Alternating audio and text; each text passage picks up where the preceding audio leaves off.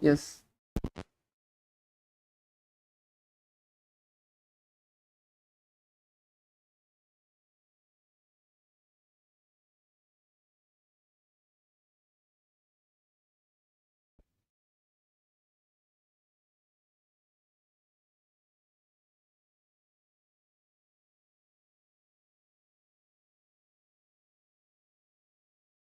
Nityanandam. Nityanandam Kailasa LA. Please turn on your cameras and be seated.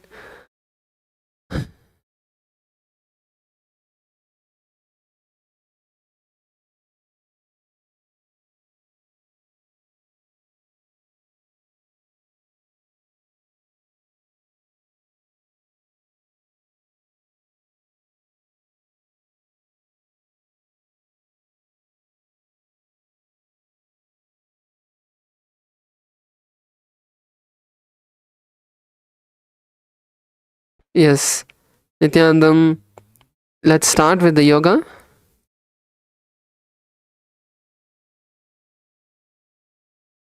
Let's sit in a comfortable position with our head, neck and spine in a straight line.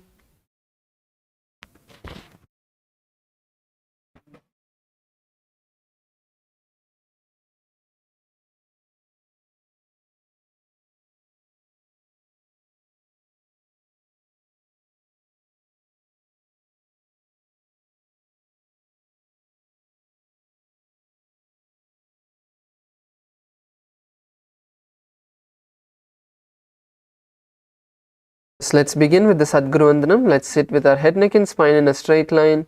Bring your hands together in front of your heart center. Close your eyes. Take a deep breath. Visualize Swamiji in your inner space and let's chant the Sadguru Vandanam.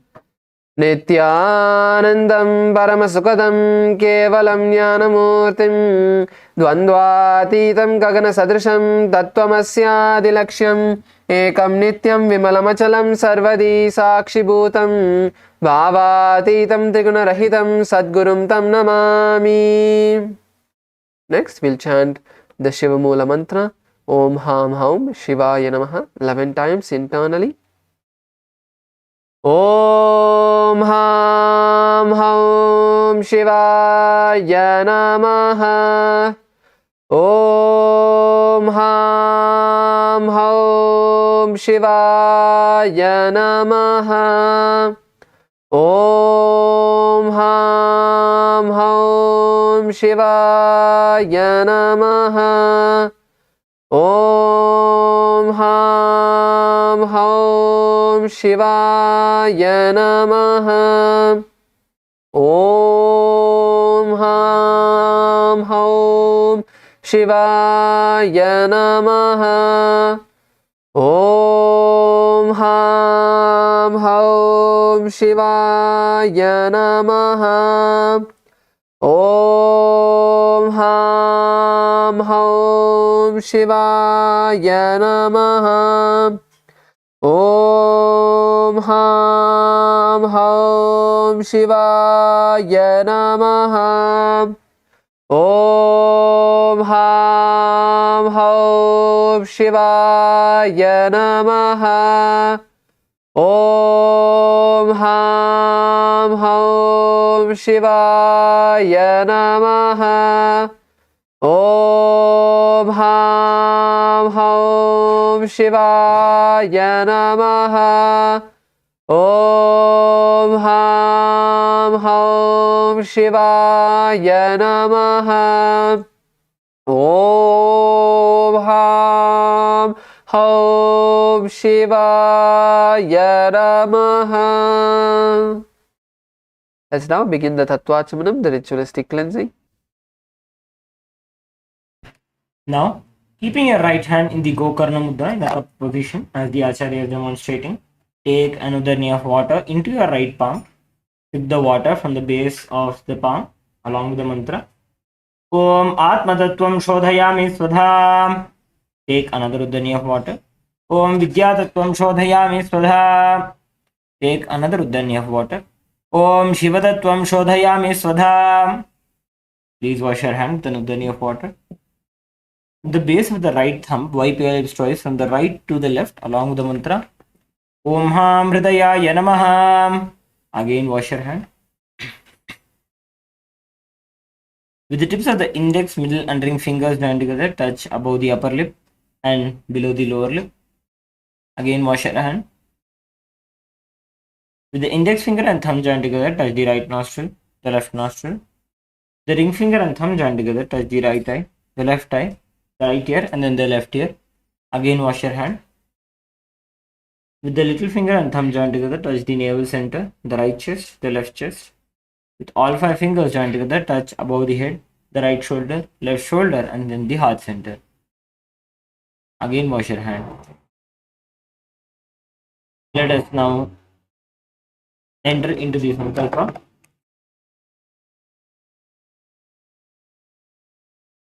Please clasp your hands, place them on the right thigh.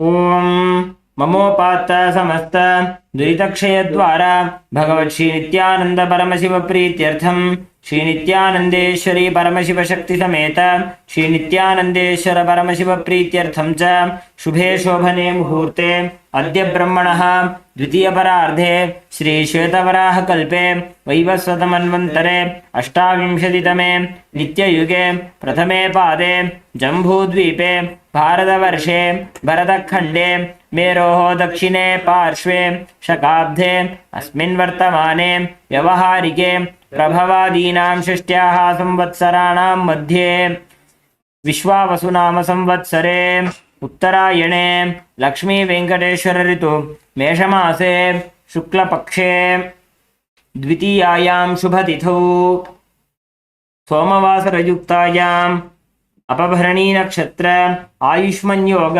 भवकरण एवं गुण विशेषण विशिष्टायाम् अस्यां शुभतिथौ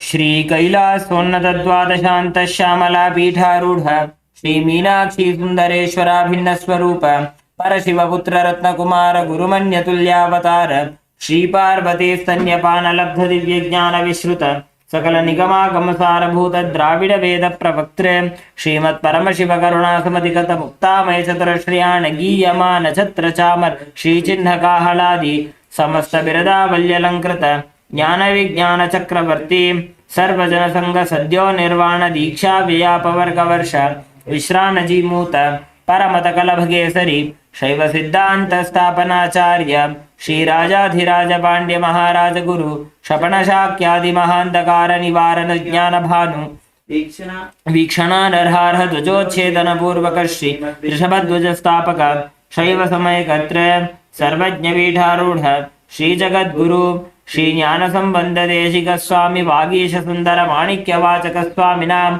अवतार भूत श्री ज्ञान संबंध स्वामी पुनरुद्धृत श्यामला पीठ सर्वज्ञ पीठ तृणवद्युत्तर द्विशततम गुरु महासन्निधान अरुणगिरि योगीश्वर परंपरागत अरुणाचल सर्वज्ञ पीठ गुरु महासन्निधान कैलास परंपरागत कांची कैलास सर्वज्ञ पीठ त्रयस्त्रिंशदुत्तर द्विशततम गुरु महासन्निधान नित्योत्सव नित्य मंगल नित्य कल्याण नित्य रचित कैलास परंपरागत आदि कैलास नित्यानंद पीठ महासंस्थान महासिंहासन पीठ कर्त्र साक्षात् श्री परमशिव समुद्भूत कैलास परंपरागत वैवस्वतमनु इक्ष्वाकु हरिश्चंद्र भगीरथ श्रीरामचंद्र शूरसेन इत्यादि अनवच्चिन्न सार्वभौम चक्रवर्ती परंपरागत चतुष्षष्टि योगिनी मंडित चतुष्षष्टि संप्रदाय प्रवर्तक मनुधर्म शासन सूर्यवंश प्राप्त सर्वज्ञ पीठ सुरांगी साम्राज्य मूर्धाभिषिक्त चूड़ामणि साक्षात् श्री परमशिव समुद्भूत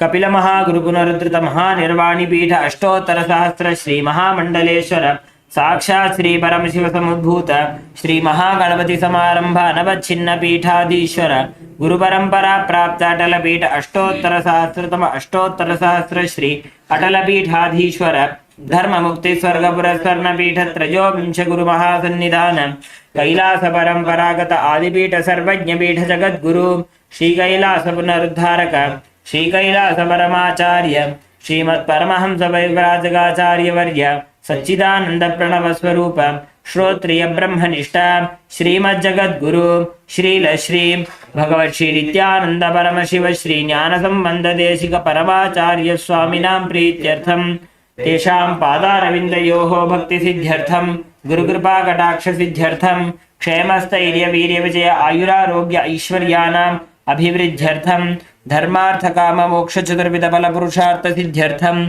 समस्त दुरितोपशान्त्यर्थम समस्त मंगलावाप्त्यर्थम Bhagavan Sri Nityananda Paramamashiva Prasadena Sakutumbasya Jnana Vairagya Jivan Mukti Praptyartham Purna Arogya Yukta Dridagatra Yogika Sharira Siddhyartham Paramashiva Shakti Avishkaranartham Nityananda Yoga Abhyasam Karishye. Please wash your hand with an udani of water. Om Apa Upasprishya.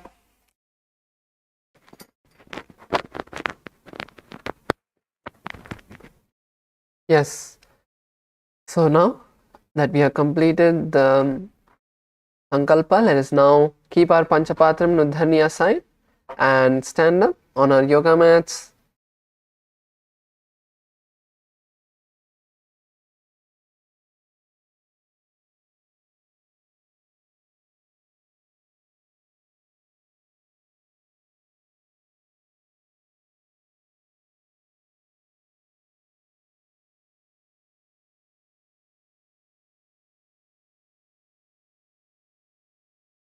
Yes, Nityanandam, Kailasa, Salem.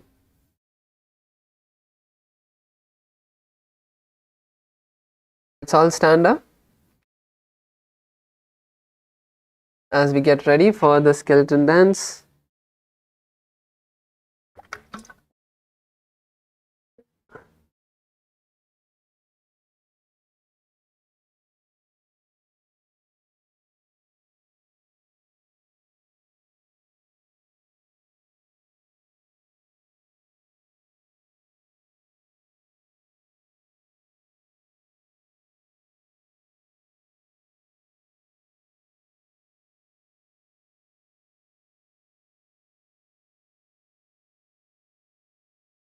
Now let's visualize ourselves as a complete skeleton from head to toe.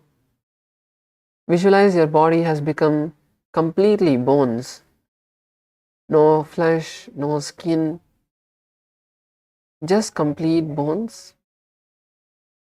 And now start to move every part of your body, from your fingers, your toes, your ankles, your wrists, your elbows, your knees, your hips, your neck, your shoulders. Move every part of your body. Take a moment to first mobilize every part of your body and then slowly start intensifying the movements of your body.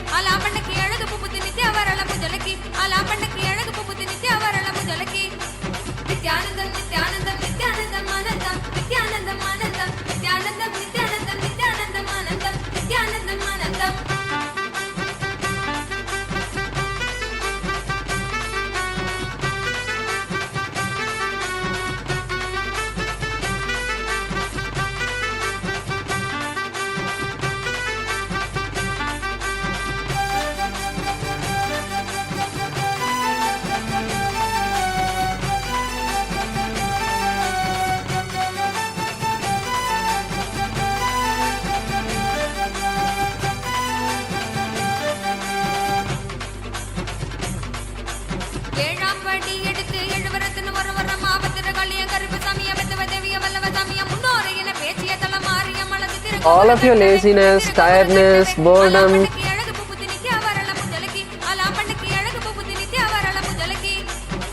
move your body intensely in every direction. Don't have a particular pattern in how you are moving your body.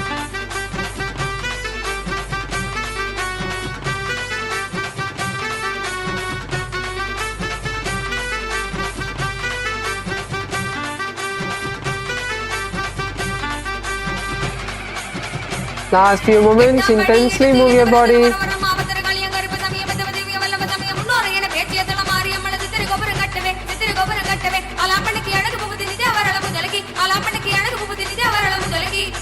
Nityanandam, Nityanandam, Nityanandam, Nityanandam, Nityanandam, Nityanandam, Nityanandam, Nityanandam, Nityanandam,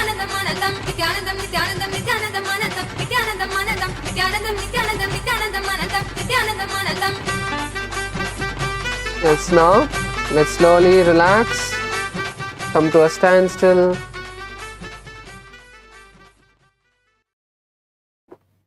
Completely relax yourself. Just stand, stop all the movements.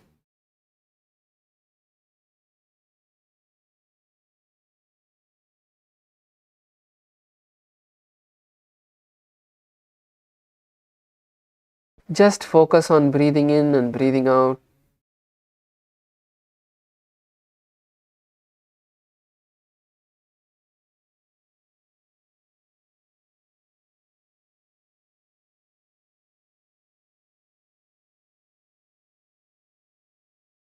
Inhale and exhale deeply.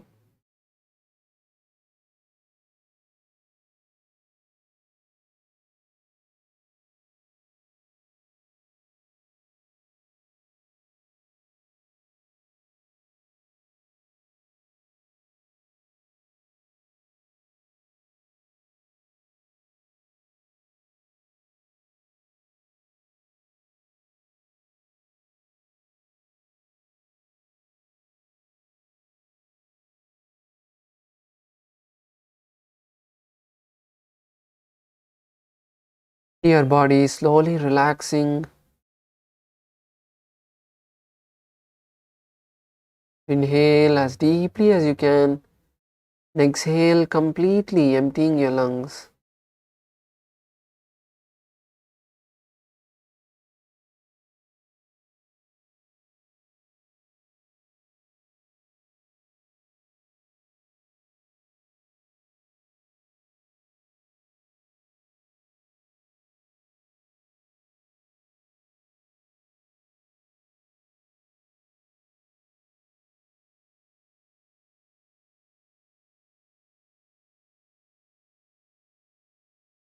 Now we can all slowly open our eyes.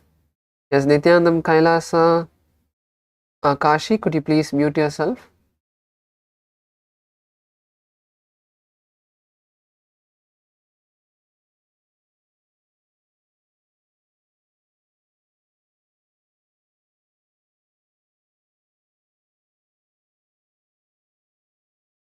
Yes, let's all settle down on our yoga mats and we are going to be moving into the next asana for today.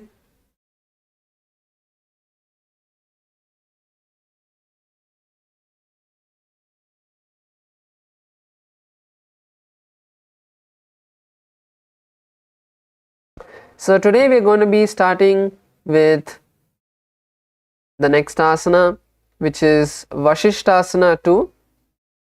So let's now bring the soles of our feet together in front of us. Bring the soles of your feet together.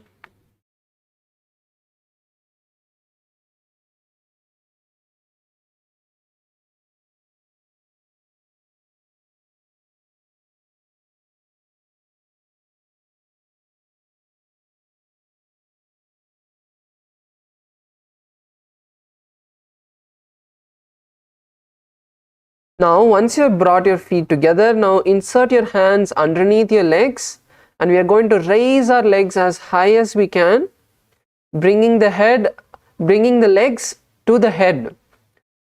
So hold your legs and raise it as high as you can. Try to bring your leg in front of your face.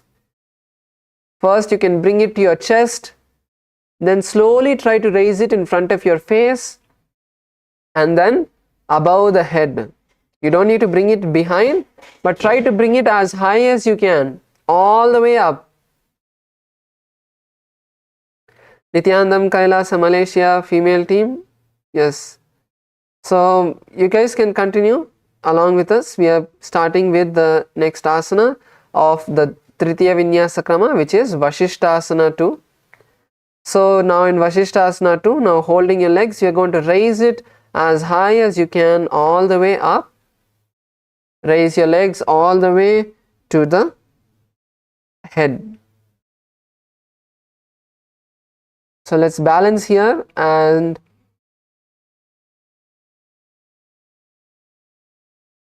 Visualize Vashishta, the great sage Vashishta. We are going to be performing Pratyahara Kumbhaka, where you inhale and exhale, visualizing the prana moving through all of your 7 chakras. And chant the japa Om Nityananda Paramashivoham. दोवू पग धली जोड़े संपुट करे, हाथ दोवू पग बीच आनी तले.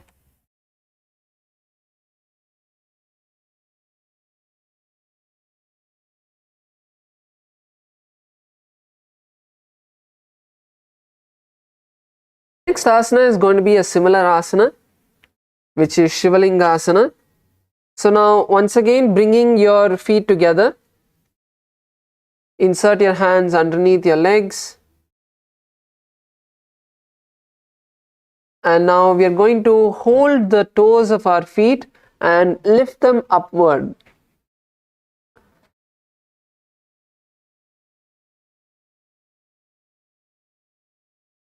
That's the only difference in this asana. So hold your legs, raise it as high as you can, and visualize a Shivalinga inside your inner space. Try to balance, don't roll backward.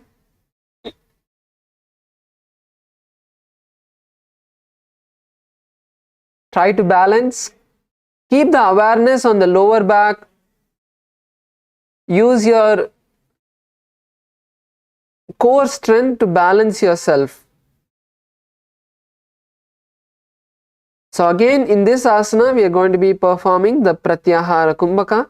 Inhale through the nostrils, visualize the prana moving through all of the 7 chakras, and then exhale. Let's all try to raise our legs as high as we can. Try to raise your legs as high as you can. And balance here. And chant the japa Om Nityananda Paramashivoham. दोवू पाग शीस परि आने, पुनि एक जुगति और तहाँ ठाने. दोवू पग के अंगुष्ठ जोवू, तिन परि मुठी कर की दोवू. Slowly lower your legs down.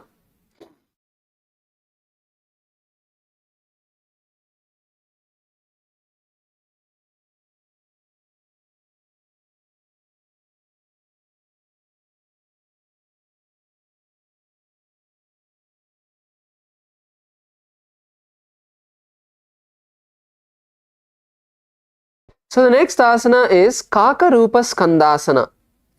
So in Kakarupascandasana, now let's bring our legs onto our shoulders.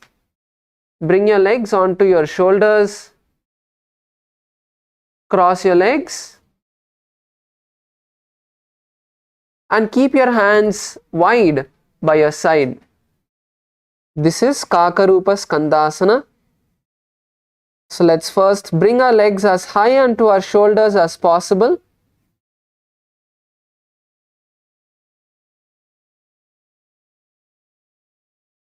Yes, that's good, Ma Karuna, that's good. Try to place your hands flat on the ground, Ma. Yes, good. Kailasa Salem, that's good. Come on, Punithanaya.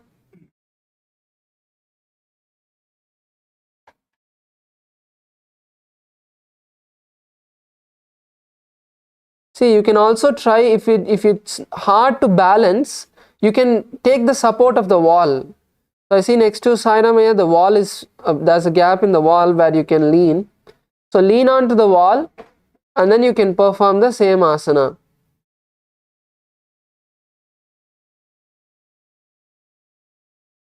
So in this asana, we're going to visualize an owl in our inner space.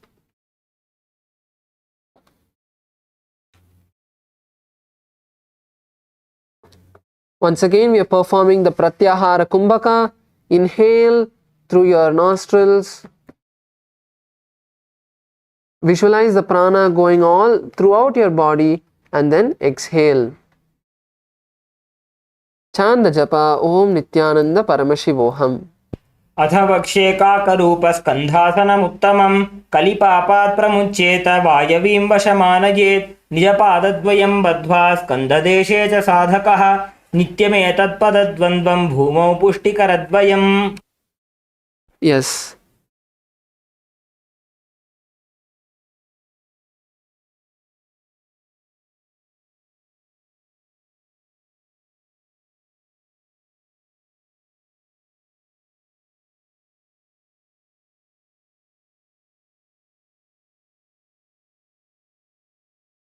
Yes. So now we are moving into the next asana, which is chhattakasana. So in chhattakasana, we are going to place our legs behind our neck one by one. So first, raise your leg, bring it over the head, and now once again we are going to place the second leg also behind your head, and then you're going to keep your hands by your side. So actually, maybe before we get into this asana itself, let's do a little bit stretching, as now only we have started the yoga. Let's start with a little stretching. So let's once again start with the Ardha Paschimottanasana stretch. So stretch one leg forward, your other leg back.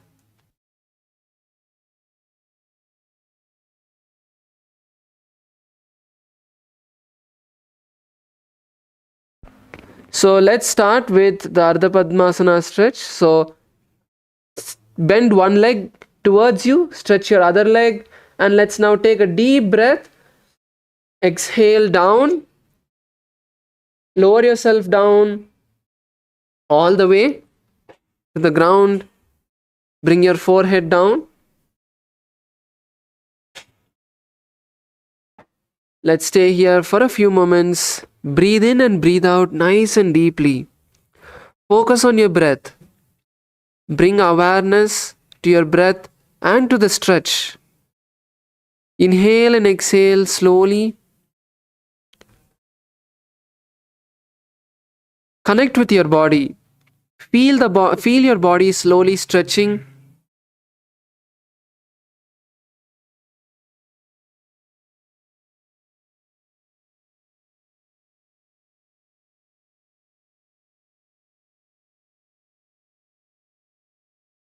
Stay here. Stretch your legs.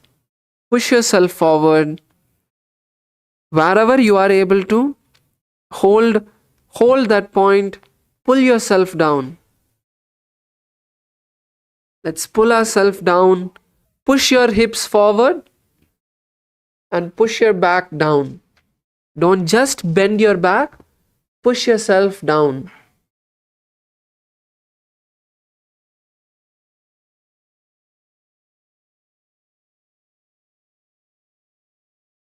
Stay there, let's stay there. Nicely breathe in and breathe out.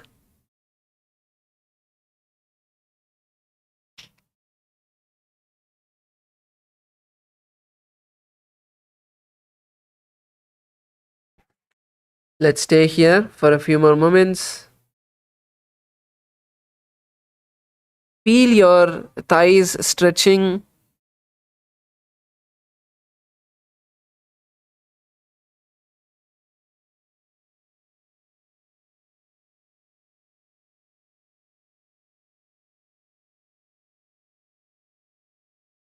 Now slowly raise up.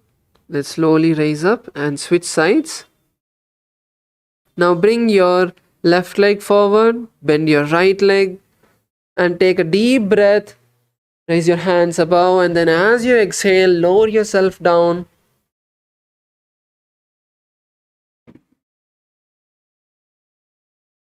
Lower yourself down completely.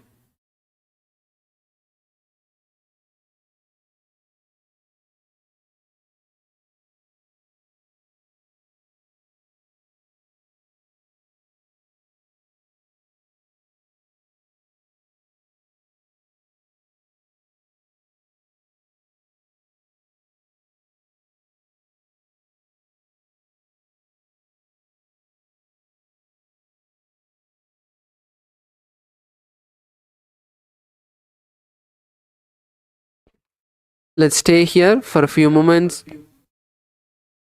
Breathe in and breathe out nice and deeply. Focus on the stretch. Don't focus on the pain. It is going to be uncomfortable, but push yourself.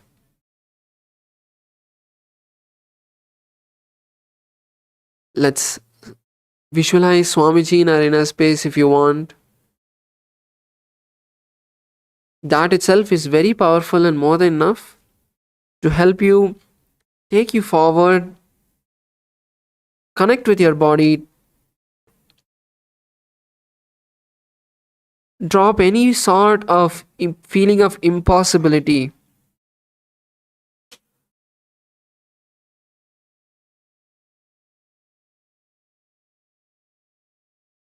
Just focus on bringing yourself as low as you can. Breathing in and breathing out nice and deeply. And slowly bring your forehead to your knees.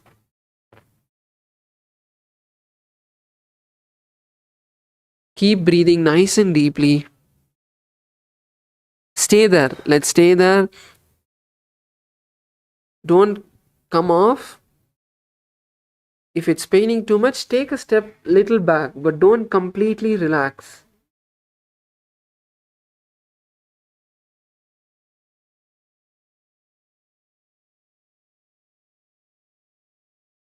Slowly, let's raise up. Now,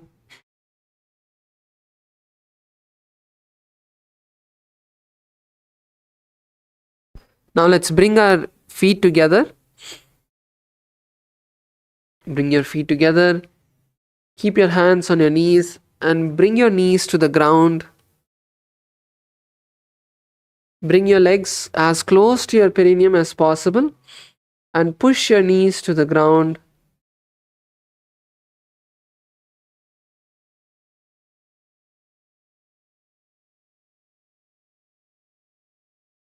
Open up your hips.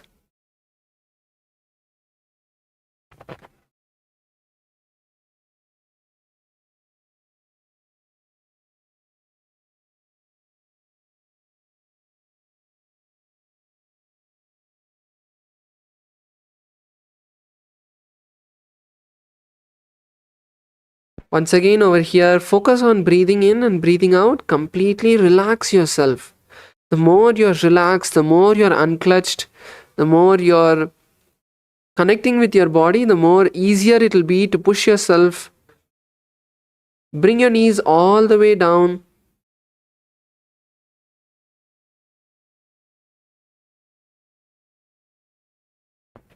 Keep your legs as close to you as possible and lower your legs all the way. Lower your knees all the way down. Use your hands to push yourself, push your knees down.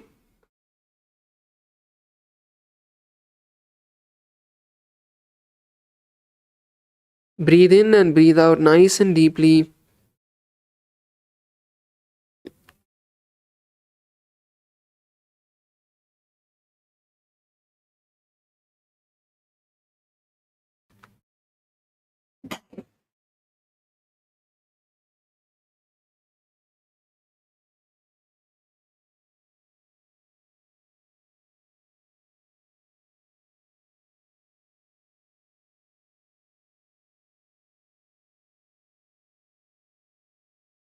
Yes, now let's take one leg, take one foot and raise it as high as you can from this position. Raise your leg as high as you can. You can even try to put it behind your neck. That is also fine. Bring your leg all the way up as high as you can.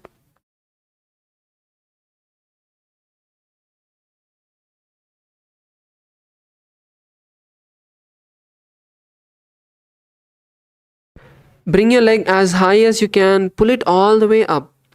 If you can, bring it to your face, then bring it there. If you can bring it to your shoulders, bring it there. Wherever you can, pull your leg as high as you can. Once again, let's stay here. Breathe nicely. Focus on relaxing your body. It's difficult because we have not done this asana before. Our body is not used to this position. Don't feel it is impossible.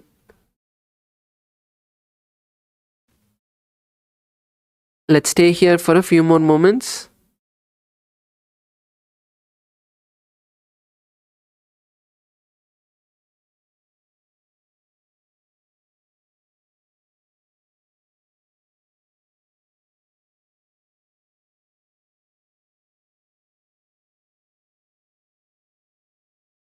Yes, now lower that leg.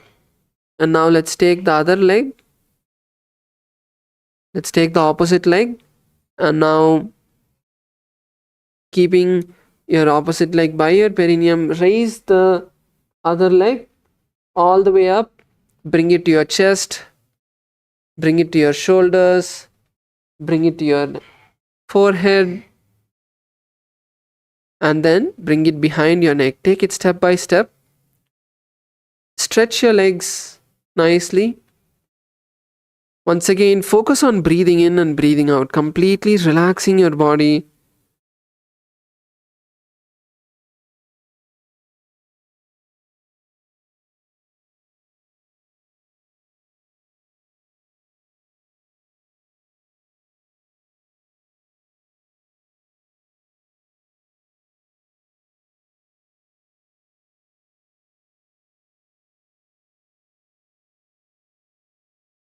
Pull your leg as much as you can.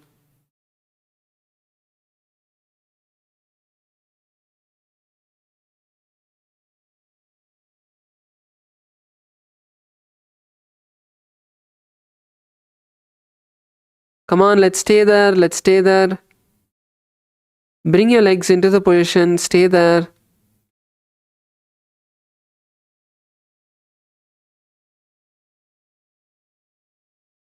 Breathe in and breathe out nice and deeply. Feel the stretch happening slowly. See the muscles stretching.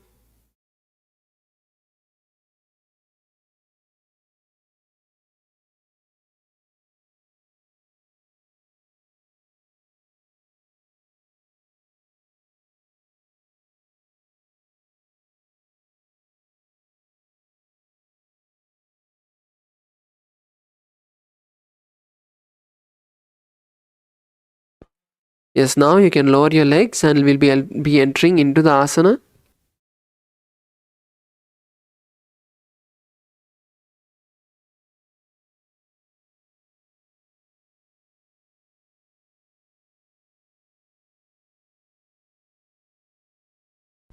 Yes, so let's enter into the asana now. The Aranya chhattakasana. Now lift one leg, and as we were doing the stretches, let's bring it as close as possible. First, bring it to your chest, and then bring your legs over your shoulders, and then slowly push your legs all the way behind your neck.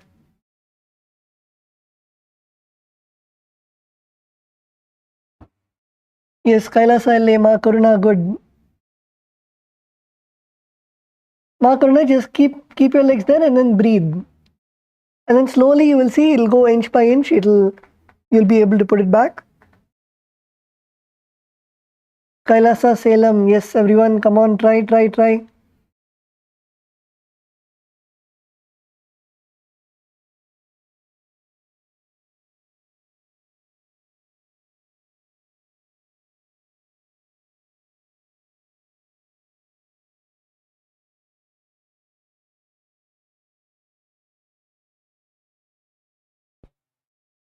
Yes, Kailasa, Malaysia, good.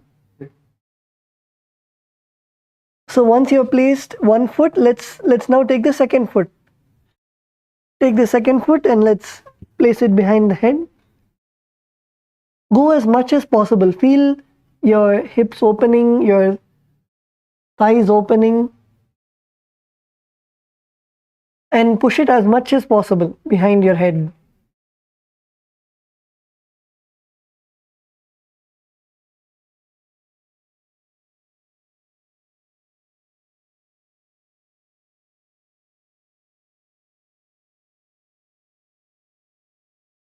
So in this asana, visualize yourself as a bird.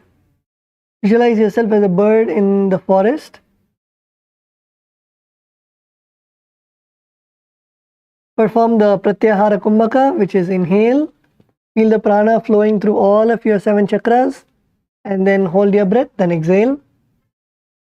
Perform the mula bandha, contracting your perineum, and the internal japa Om Nityananda Paramashivoham. एकेन पादेन भूमिं वष्टभ्य अन्यपादतलेन ऊरुमवष्टभ्य तिष्ठेत्.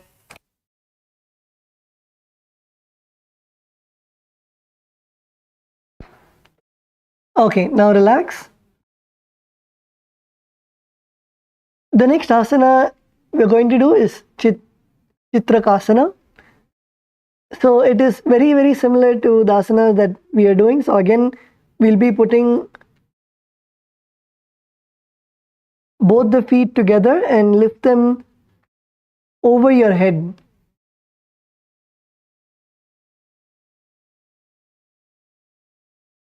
Lift both your legs over your head.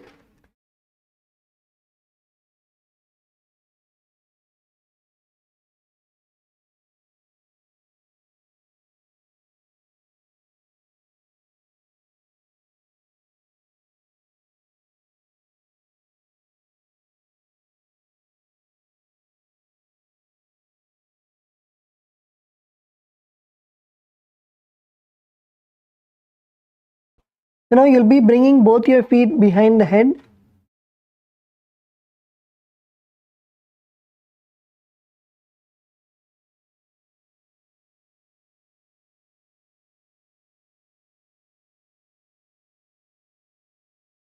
Again, place both the feet behind your head, and in this asana you'll be taking your right hand and place it on your left shoulder in the left side of your neck, and then you will be extending your left arm straight up to the sky.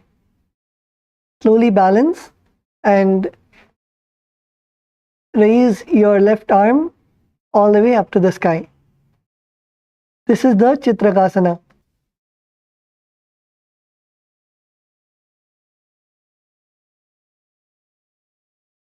So let's all do this together. Raise your legs as much as possible behind your head. So let's start with the right leg. First, take your right leg and bring it towards your head.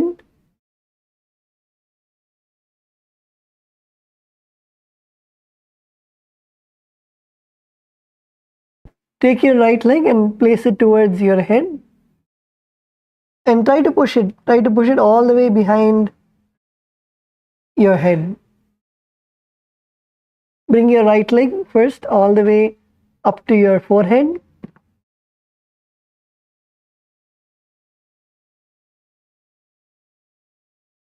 And then take the left leg. Take your left leg and bring it to your forehead.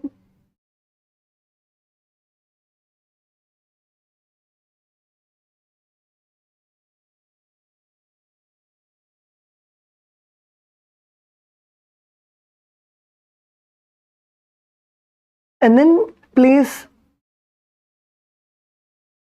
your right hand on your left shoulder, on the left side of your neck. And then place your left hand, raise your left hand all the way up to the sky.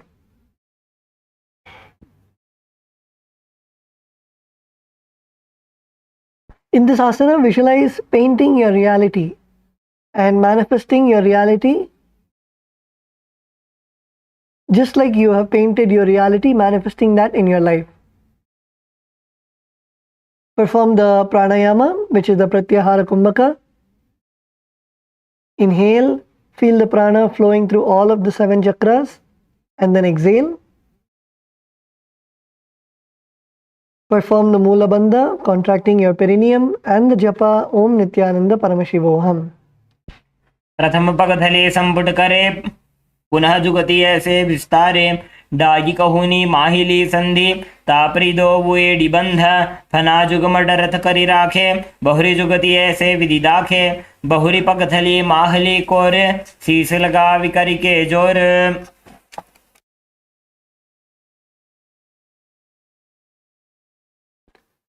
Let's now do the Chitraasana on the other side.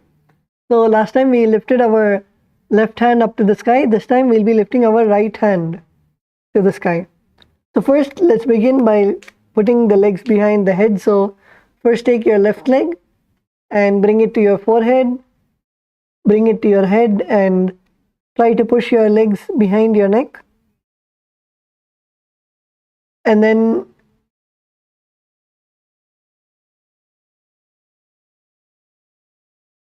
yes, come on everyone, try LA Kailasa, LA male bodies. Punithanaya, Sairamaya.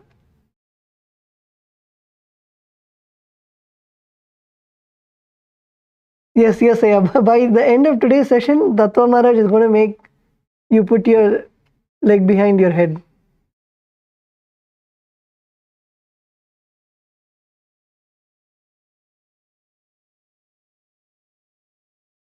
Okay, so let's begin with our left leg first. Take your left leg and let's put it to our forehead and slowly push it behind our neck.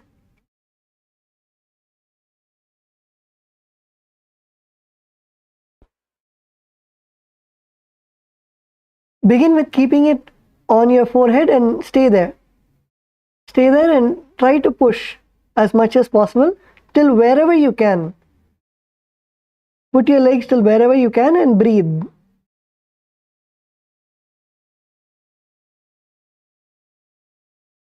Okay. Now let's take the right leg. Take your right leg and bring it all the way to your forehead and try to push it.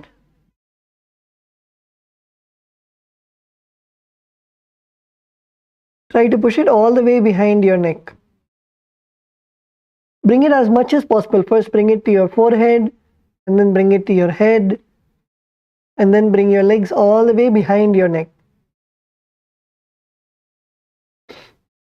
Now this time you're going to take your left hand and keep it on your right shoulder and raise your right hand all the way up to the sky.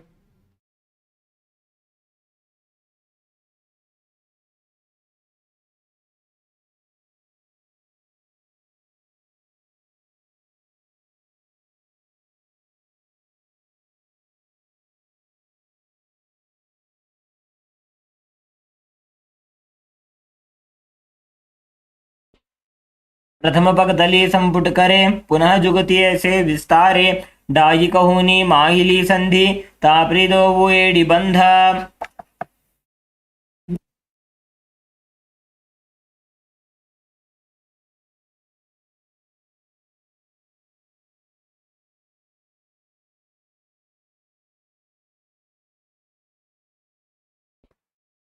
Okay, now relax. The next asana that we're going to do is Panidasana. So in this asana again we're going to keep both our legs behind our head. So take your left leg and place it all the way behind your head and then take your right leg and bring your right leg also all the way behind your head. And this asana, keep your hands on the ground. If you're not able to bring your legs behind your head, at least bring it over your shoulders. Bring both your legs over your shoulders. If you're not able to bring your legs behind your head, you can bring it over your shoulders.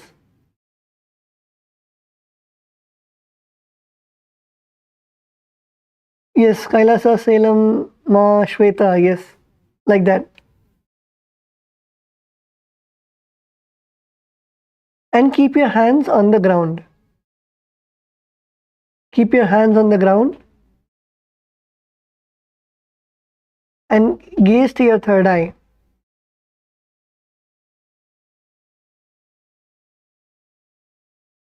Gaze to the third eye, and in this asana visualize Swamiji in your third eye. Perform the Pratyahara Kumbhaka. Pratyahara Kumbhaka is inhale through your nostrils, Feel the prana, hold your breath. Feel the prana going all the way from your Mooladhara, the base of the spine, to the Sahasrara, your crown center. And then exhale. Perform the Moola Bandha, contracting your perineum, and the japa Om Nityananda Paramashivoham. पादाभ्यां वेष्टयेत् कण्ठं करयो संस्थितोन्मुखं फणीन्द्रं सर्वदोषघ्नं वो भूयात् सुखदं सदा.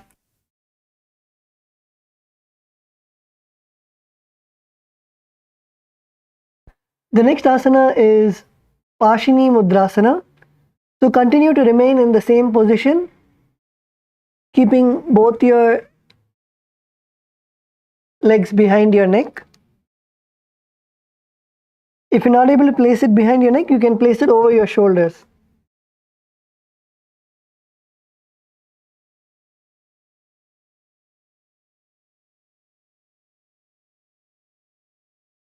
Place your legs over your shoulders. And in this asana, visualize yourself bound by a rope of integrity, a noose of integrity, and keeping your emotions integrated and aligned.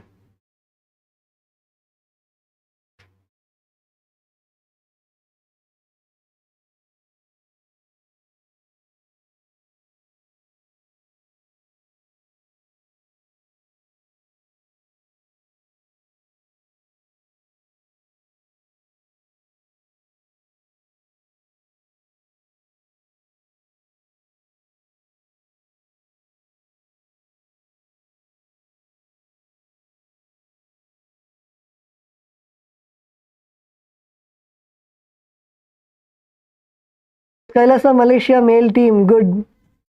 Kailasa Malaysia male team, try as much as possible. So in this asana, perform the Pratyahara Kumbhaka also, and the Moola Bandha, an internal japa of Om Nityananda Paramashivoham.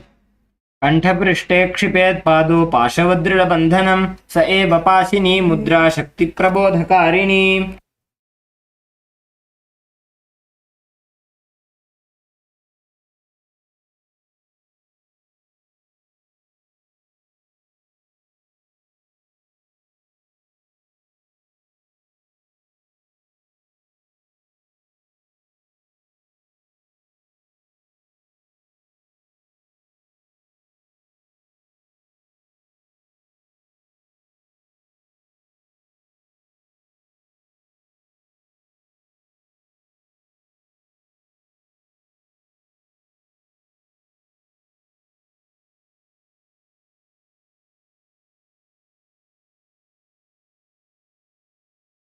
Okay, so let's take a small break before we continue these asanas.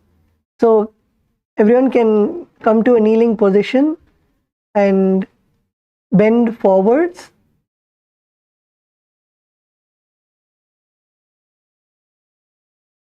Come to a kneeling position and bend forward as much as possible. You can stretch before we continue the sequence.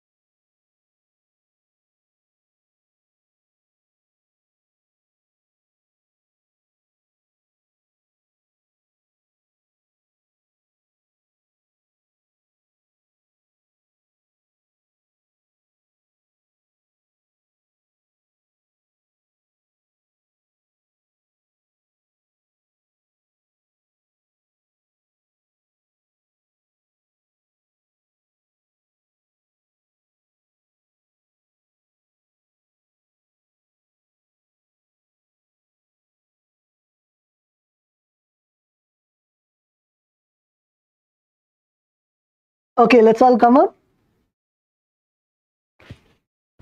Let's come up and continue the sequence. The next asana is Machendrasana 3. So in this asana, again, come to a seated position. And you're going to again lift your legs all the way up to your shoulders and behind your head. Keep your legs on your shoulders. Don't release your legs from the shoulders. If you're not able to put it behind your head, you can put it on your shoulders and keep the legs there.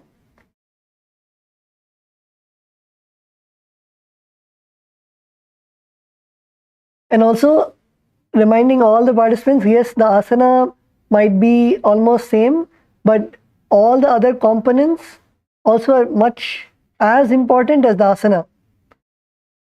So make sure that you are, even though the asanas would seem similar, make sure that you're doing all the other components also. So in this asana, first let's visualize ourselves as a fish. Visualize yourself as a fish. The next is the pranayama. The pranayama you'll be performing is the pratyahara kumbhaka. So inhale deeply through your nostrils and then hold your breath. Hold your breath and visualize the prana, the life energy inside you, flowing through all the 7 chakras from your Mooladhara, the base of the spine, going all the way up, all the way until your Sahasrara, the crown center. And then exhale. Perform the Moola Bandha, contracting your perineum, and the japa Om Nityananda Paramashivoham. बैसी करी Dogu काढ़े राशे आटी करी Dogu हाथ की मुठी करी दाई मुठी नीचे जीमणि ऊपरी राशि.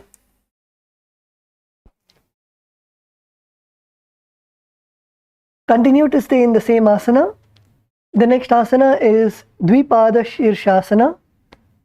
So keep your legs above.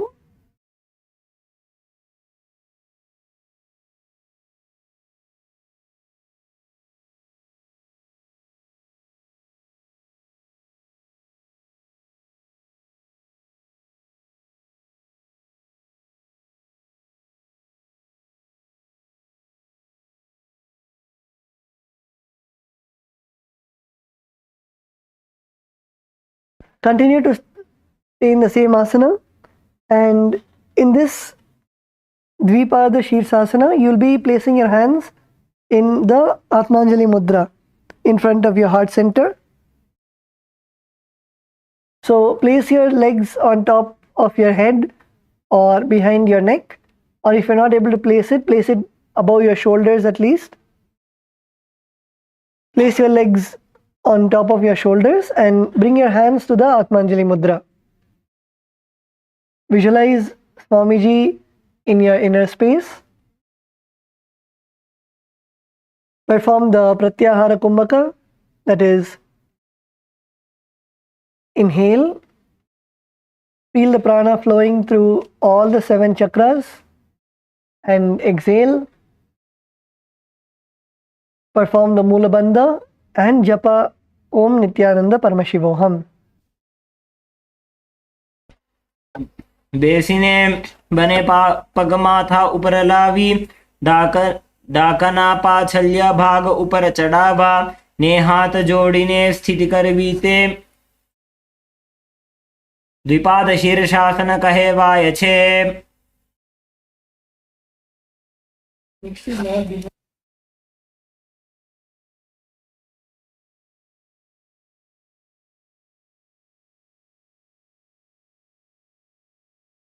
Okay, now relax.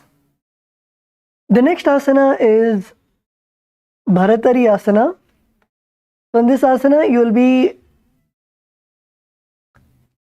bring the soles of your feet together in front of you, and now hold the toes of the feet with a finger lock. Lock your fingers around your toes, and now slowly raise your feet all the way above your head. You do not have to put it behind your neck, but raise it all the way as much as possible above your head.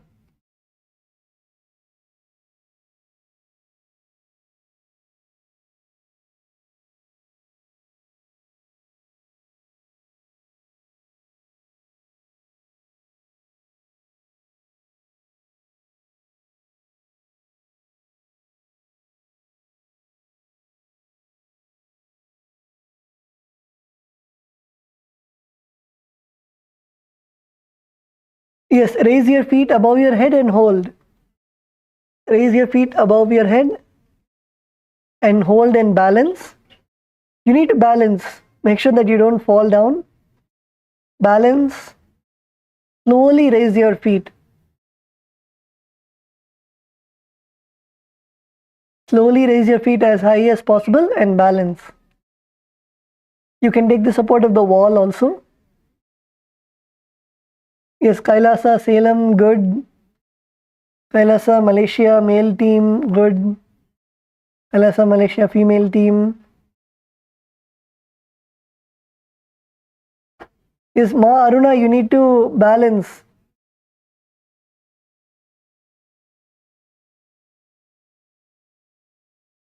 Kailasa, LA, good.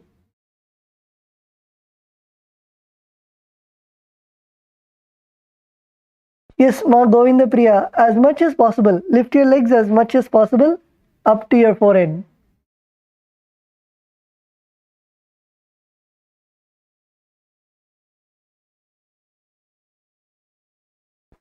Yes, Ma, you can lift one leg at a time and then try to lift both the legs together. So in this asana, visualize using the Shakti of Mahima and feel the heaviness of the body. To balance, feel that your body is heavy, and with that visualization, balance the body. Visualize that you're heavy and sturdy. The pranayama is pratyahara kumbhaka, that is inhale through your nostrils. Feel the prana going all the way from your Mooladhara all the way till your Sahasrara chakra, the base of the spine, all the way till your crown center. Hold your breath and then exhale. Perform the Moola Bandha, contracting your perineum, and the japa Om Nityananda Paramashivoham. आसन गोपी चंद कक्षो जैसे Yahoo को कीजे पुनीते से कोरपक थलिया की माहिली शीश आनी मेले दो मिली. Now relax. The next asana is Devasana. So in this asana, we'll be doing the same asana but laying down on our back. So lay down on your back and raise your legs upwards.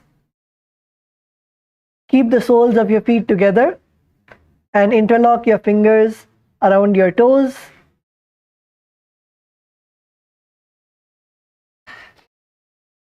Lock your fingers around your toes or ankles. And then bring your legs all the way up near your head. Bring your legs all the way up near your head.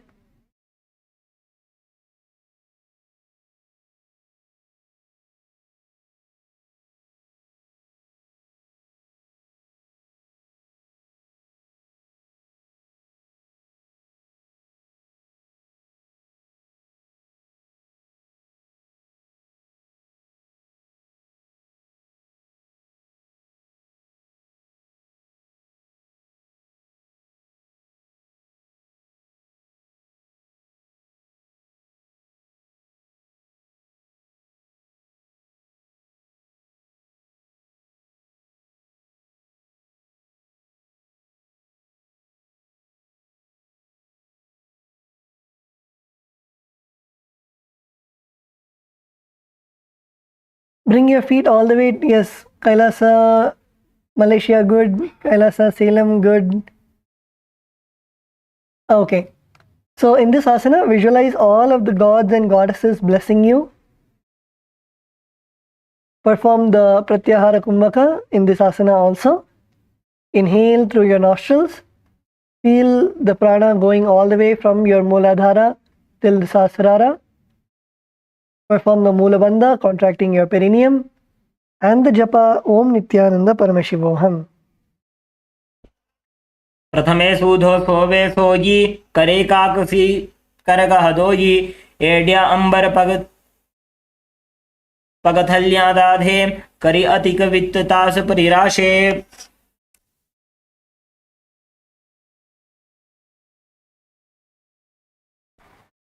The next asana is Mitika mjikasana.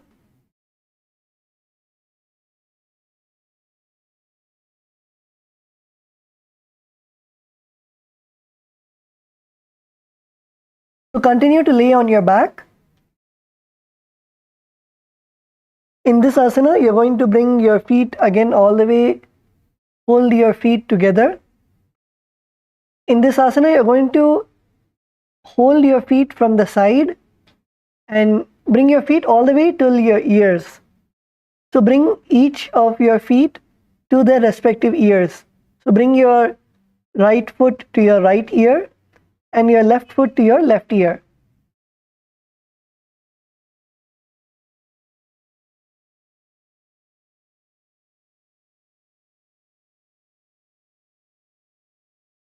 Yes, Kailasa, L.A., Saira Maya. Pull your legs towards your ear. Pull your legs towards your ears.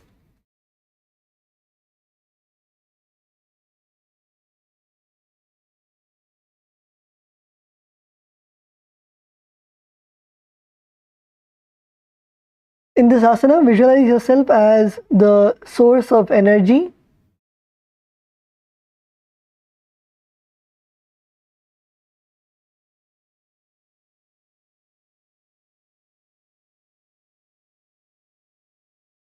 Perform the Pratyahara Kumbhaka, that is, inhale. Feel the prana going all the way from your Mooladhara, the base of the spine, till your Sahasrara, the crown center. Perform the Moola Bandha, contracting your perineum. And the japa Om Nityananda Paramashivoham. प्रथम से न सूदो होय ठाने पग ऊंचाय आगाने आने बहुर पगथली कोयो राखे कोरवार लिया विधि दाखे वटी अंगुलिया लगती आने करिगाड़ी जड़ांतरी ठाने दो हाथ पग बाहर लियावे पुनिता को ऐसे ठहरावे.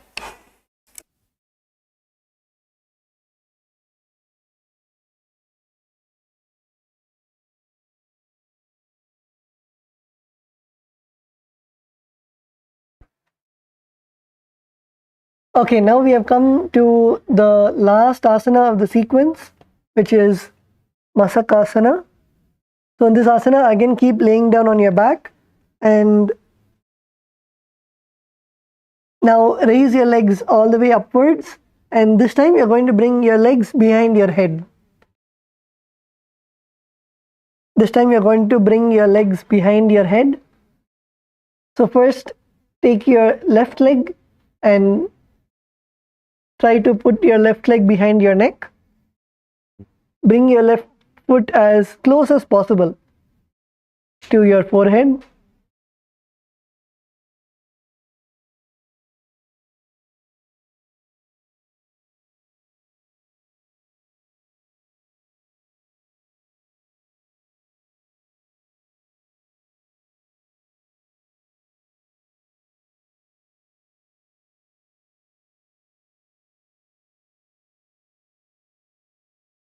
Yes, and then take your right leg. If you put your left leg behind your head, take your right leg and bring it as close as possible to your forehead.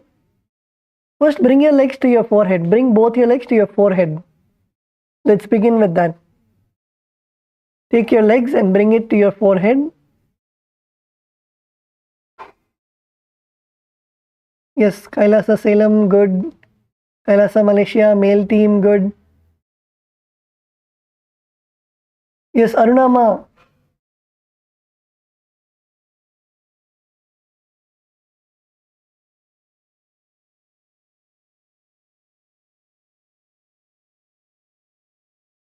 Aruna ma, good ma. Yes, Kailasa alle ma. Karuna good.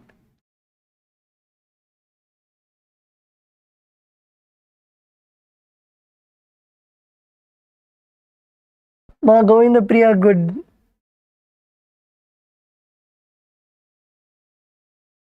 In this asana, visualize abundance of gold being showered on you.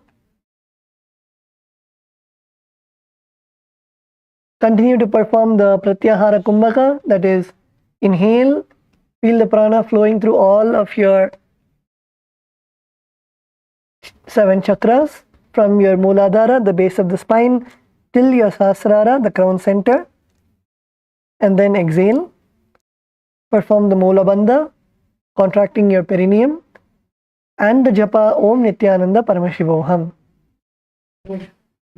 प्रथमे सूधो सैनहि करे वामपाद कंधा परिधरे तापरि दक्षिण पग को आने दो वो हस्त ऐसे विधि ठाने.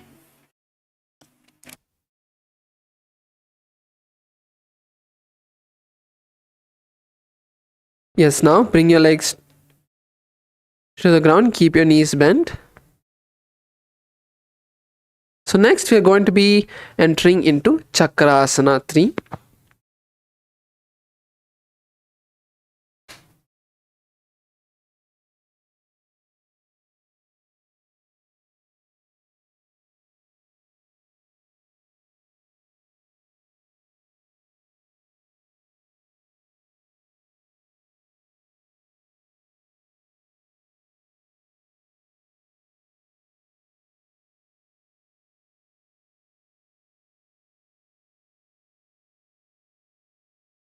So now in Chakrasana 3, we are going to be bringing our legs, bend your knees, bring your knees to your chest. Let's all bring our knees to our chest and raise the legs up. Holding your toes, slowly raise your legs up. And slowly straighten your legs. Yes, that's good. This is Chakrasana 3. So over here we are going to be visualizing each of our chakras in our body is a bright white light, completely activated and awakened.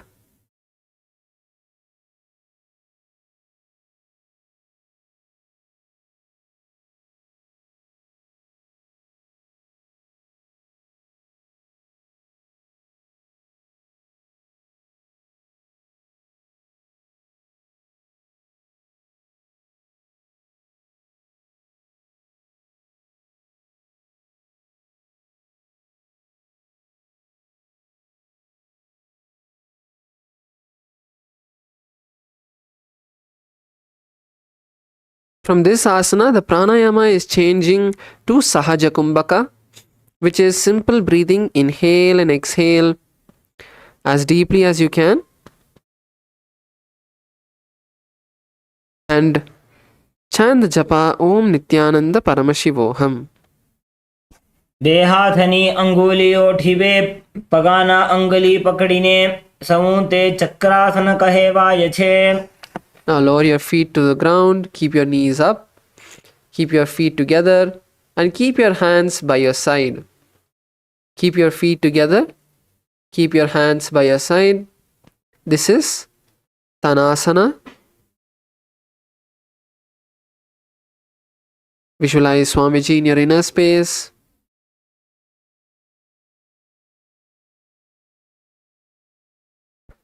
Continue to perform the Sahaja Kumbhaka.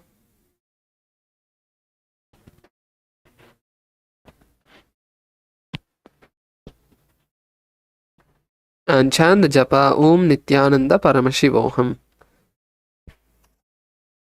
शववद्भूमौ तिष्ठेत् शवासनं भवति पादद्वयं विनोत्तानासनं भवति.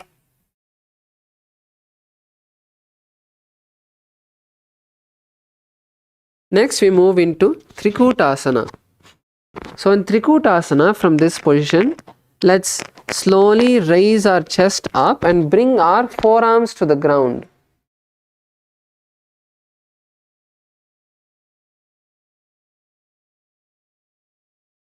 Raise your chest up, bring your forearms to your sides.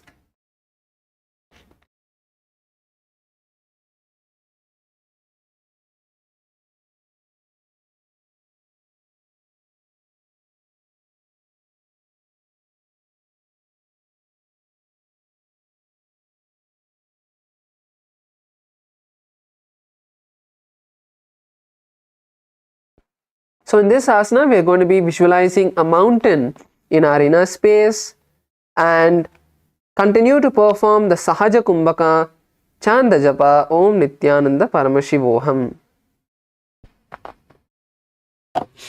उत्तानशयनं पादतलाभ्यां भूमिं धृत्वा कूर्परो अवनो निधाय पृष्ठप्रदेशमूर्धमुन्नमयेत् त्रिकूटं भवति.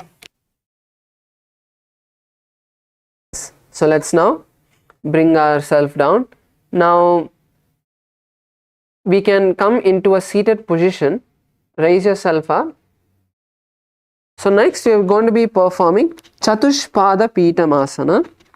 So now keeping your knees bent and keeping your hands on the ground. Keeping your knees bent, keeping your hands on the ground, you are going to lift your hips up, making your body flat like a table. Try to push your hips as high as you can.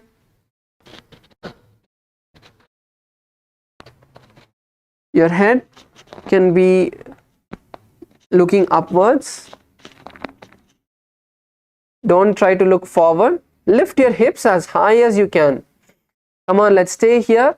Visualize ourselves as a four-pillared hall that is housing Paramashiva. Continue to perform the Sahaja Kumbhaka and chant the Japa Om Nityananda Paramashivoham. Come on, let's stay here. Let's stay here. Just a few more moments. Lift up. पूर्वतानं चतुष्पादपीठं वज्रासनं तथा चकोरक्रौञ्च शलभभुजङ्गमपि वृश्चिकम्. Yes, lower yourself down. Let's stay in the same position. Stay in the same position. Just lower yourself down. The next asana is a bit similar, which is Purvatanasana. So in Purvatanasana, we are going to, from this previous position that we were in, where we were raising our hips up, now you're going to walk your feet forward and straighten your legs.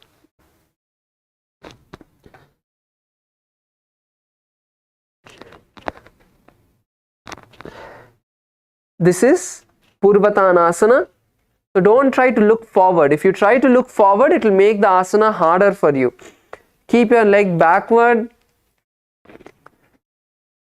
Straighten your legs as much as you can. Yes, that's good, Ma Karuna. That's good.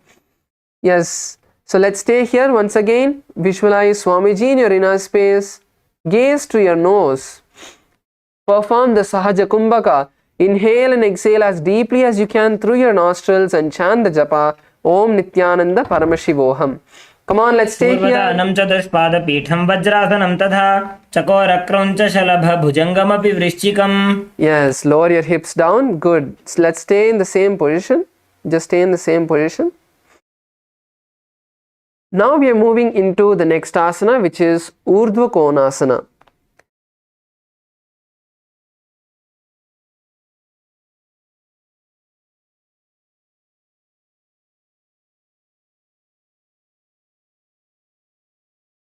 So now we are going to be moving into Urdhva Konasana. So let's lay down on our back, and now you're going to kick your legs up. Keep your hands on your back and slowly open your legs wide apart. This is Urdhva Konasana.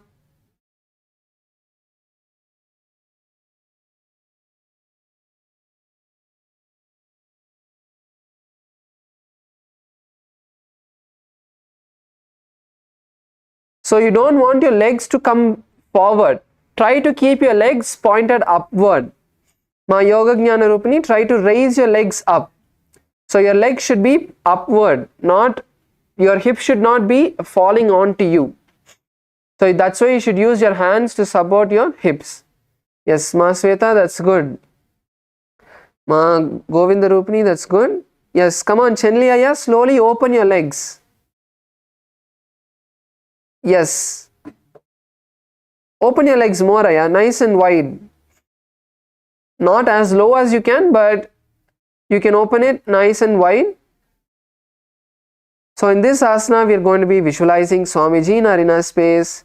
Gaze to your nose. Yes, Punithanaya, that's good.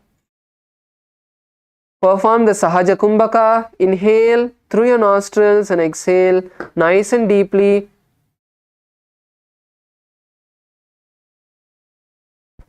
Chant the japa Om Nithyananda Paramashivoham. सप्तचक्रक्षालनाय vrikshasana wishes काञ्चननेन्द्रियदादार्ढ्य कोणभेदान् समभ्यसेत्. Yes, lower your legs down and lay down flat. We are now moving into the next asana, which is Uttana Padasana. So in Uttana Padasana, we are going to be slowly lifting the head, lowering your head onto the ground. So raise your head onto the ground. And now slowly raise your hands off the ground and raise your legs. This is Uttana Padasana. Let's now try Uttana Padasana. First, slowly lower your head, lower your crown to the ground. You can use your hands to support you, either placing your hands by your head, or you can keep your forearms on the ground and lift your head. So backward, roll your head, bring your head backward. Once you bring your head backward, raise the legs and hands simultaneously. Use your core strength. Use the strength of your core muscles to stay here. Visualize Swamiji in your inner space. Come on, let's get into the asana. Punithanaya, Sairamaya. Perform the Sahaja Kumbhaka. Chant the japa Om Nithyananda Paramashivoham. उत्तानपादं क्रौञ्चं च मरीचिं वीरभद्रकं Keep the knees जठराजं straight. त्रिकोणं च सुप्ताङ्गुष्ठप्रसारणे. Yes, that's good. Slowly lower yourself down. Lower yourself down.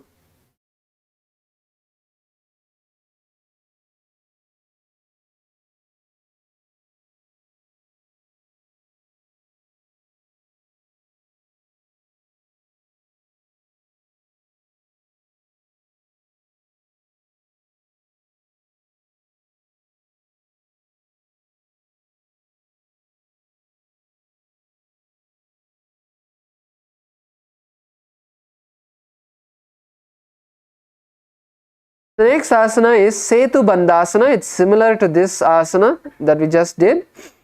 Now, you're going to first roll your neck, turn your head onto the ground, and then slowly straighten your legs and then cross your hands on your chest. This is Setu Bandhasana. So let's try as much as we can. So let's go step by step. First, bring your hands to your side. Bring your hands to your side, and you're going to lift your body up. Bring your hands to your side and lift your body up.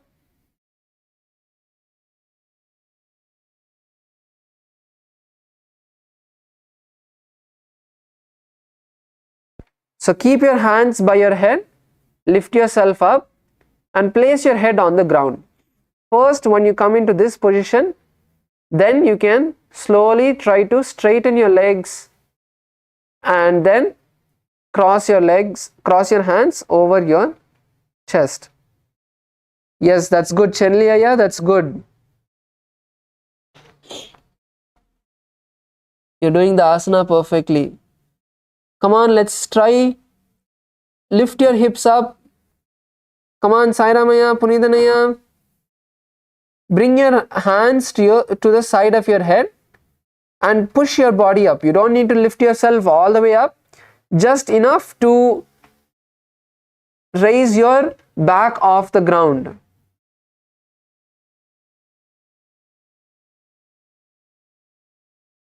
So visualize a sturdy bridge.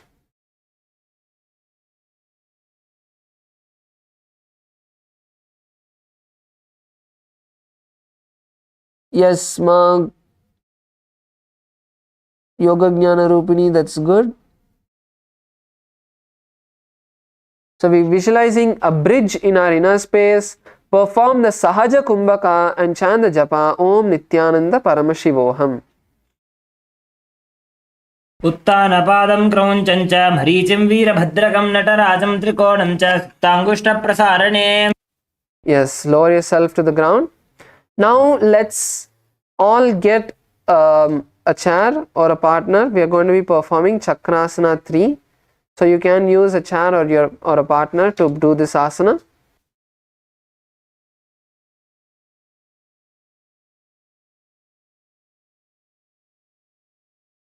So now in Chakrasana 5, what we are going to be doing is we are going to be placing our hands on the ground by the side of our head and pushing our entire body up, all the way up.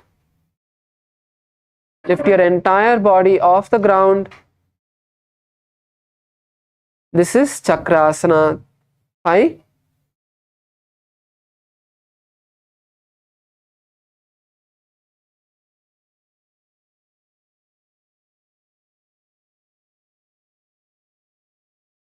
Come on, Sairamaya. Take a support of the chair, Aya.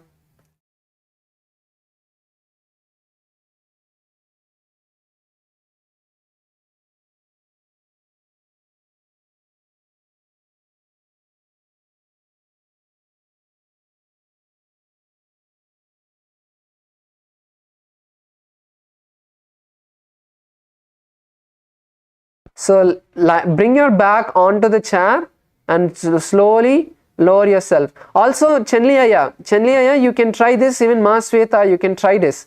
From a standing position, try to slowly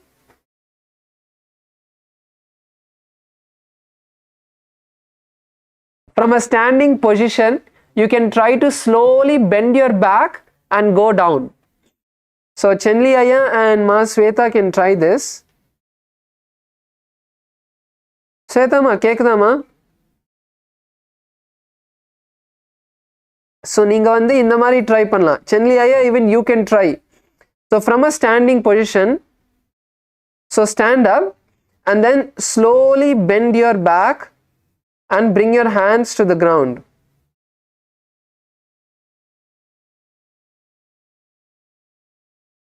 No, Chenliyaya, not from down. You have to stand up.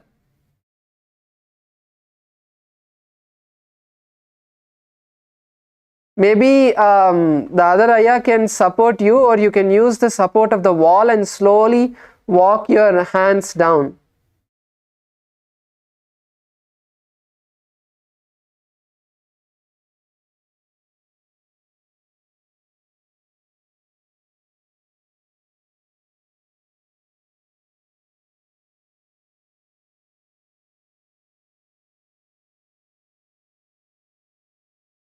Yes, Chenliyaya, now you can stand and slowly lower yourself down.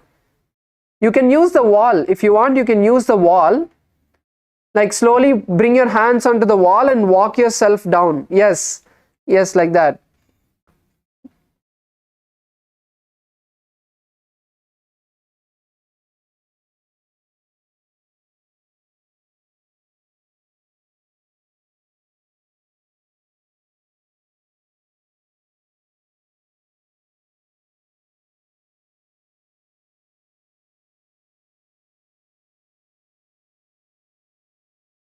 Yes. So in Chakrasana, we are going to be visualizing all of our 7 chakras.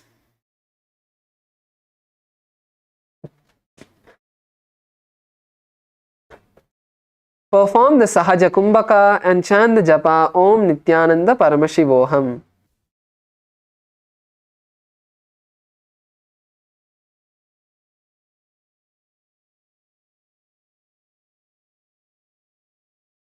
गुदं पार्ष्ण्यातु सम्पीड्य वायुमाकुञ्चयेद्बलात् वारं वारं यथा चोर्ध्वं समायाति समीरणः. Yes, that's good. So the next asana is Petaputi asana.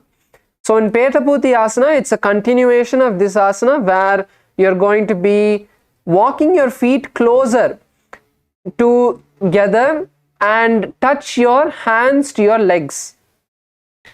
So all of us can continue to try Chakrasana. So it's a continuation. So from Chakrasana, try to walk your hands closer. So all of us who are performing on the chair, Sairamaya, Punitanaya, you can also continue to perform this. You can first bring comfortability in whichever position you are in. So if you are able to first just bring you don't need to do the complete back bending.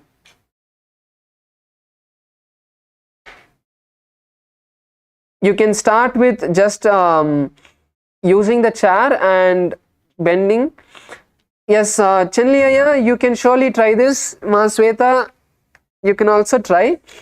Come on, everyone else in Kailasa Selam. Kailasa Selathila micha ellarum try பண்ணுங்க. ஸ்வேதா மா மட்டும் பண்ணிட்டு இருக்காங்க, நீங்க பாட்டுக்கு அவங்க கூட விளையாடிட்டு இருக்கீங்க.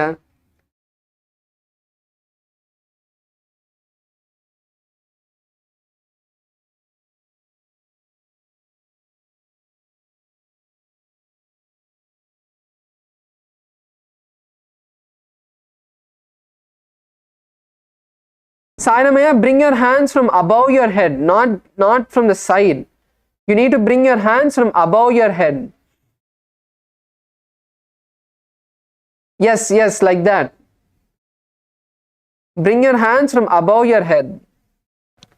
Try to bring your feet closer to the ground, closer to the chair's legs.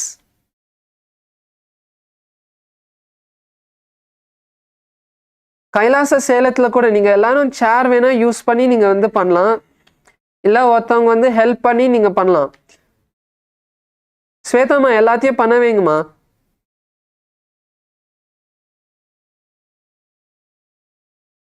Yes, Punithanaya, try to now hold the legs of the chair.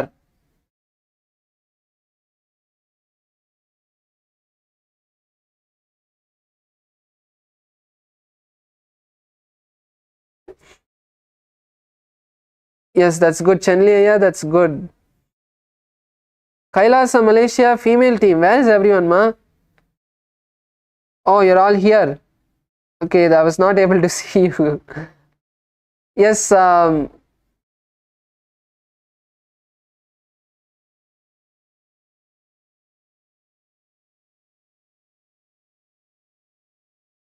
in this asana, we are going to be visualizing Swamiji in Arina space.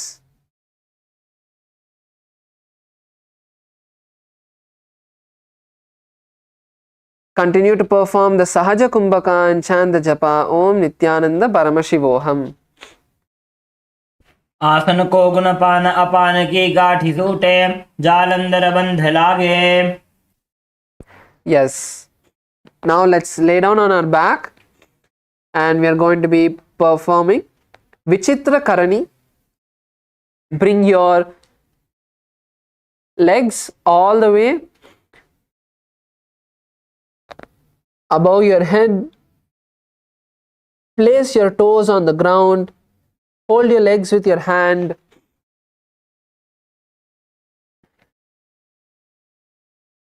Keep your back on the ground.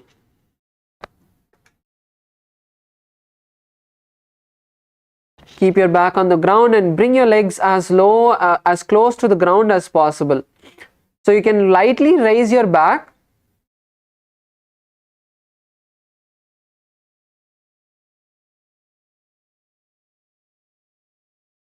So bring your legs to the ground. You don't want to keep your legs in the air. Bring your legs all the way to the ground, but try to keep your back as much on the ground as possible. So your upper back, your lower back will raise up, but that's fine. Bring your toes to the ground. That's important. But try to keep your back as much on the ground as possible. Yes, Chenliyaya, that's good.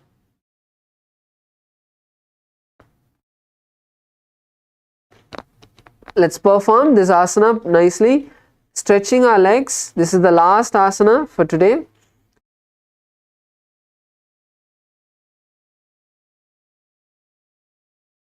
Pull your legs all the way to the ground. Try to keep your knees as straight as possible.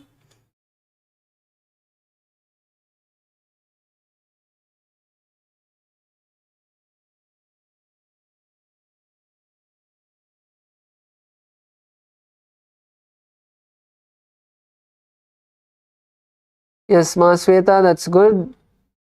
Kailasa Malaysia, female team. Ma, Yoga Jnana Rupini. Don't bend your knees, Ma. Keep your knees straight. Try to keep your knees as straight as possible.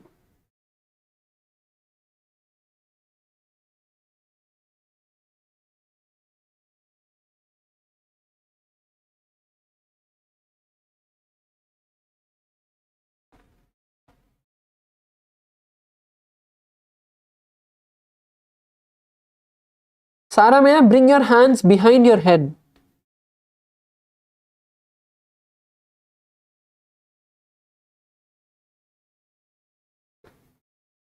Just stretch your hands behind your head. Yeah.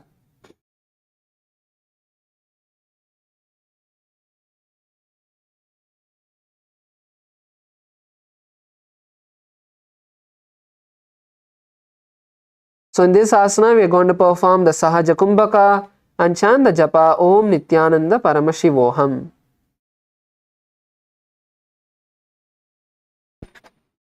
शैतपश्चिमतानस्ते हस्तौ तत्र प्रसारयेत् पादौ दण्डसमौ कृत्वा विचित्रकरणी भवेत्. Yes, let's lay down on our back. Lay down, completely relax your back. Relax yourself.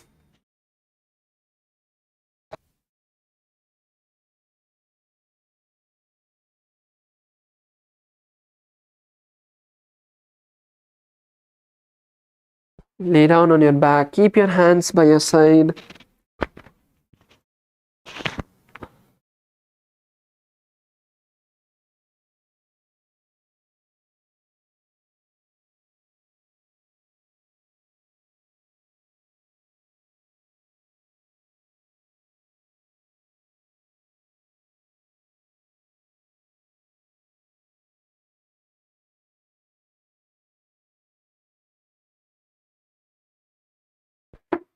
Completely unclutch from all the movements of your body.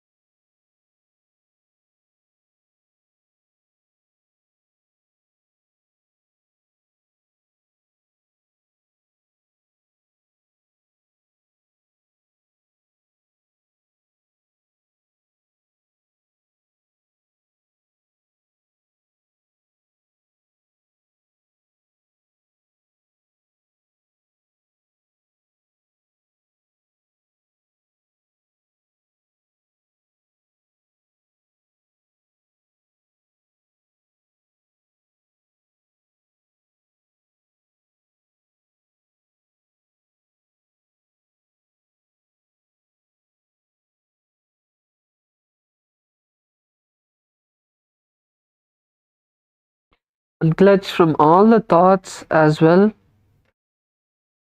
Any part of your body you're feeling some sort of stress, some sort of strain, some sort of pressure, completely relax.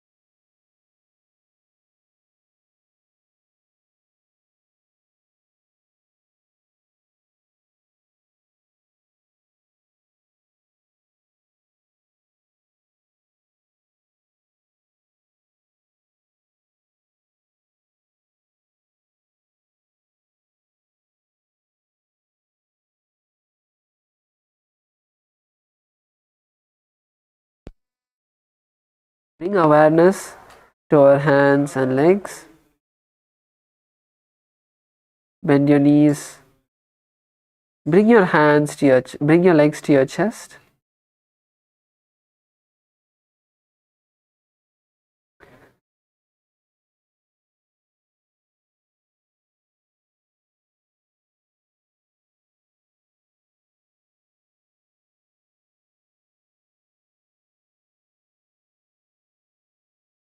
Now rock from side to side and slowly raise up into a comfortable position. Keep your eyes closed.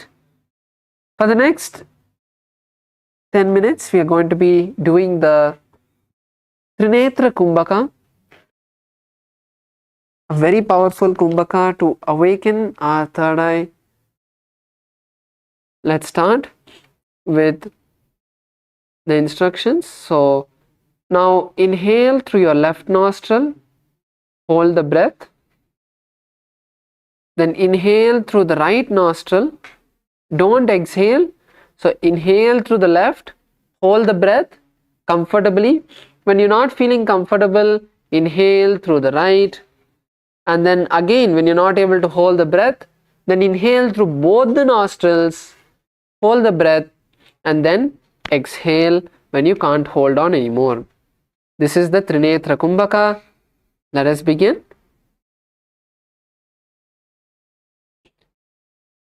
So whenever you feel uncomfortable during this time, just take a moment, inhale and exhale a few times, allow your breath to settle down, and then restart. Let's begin.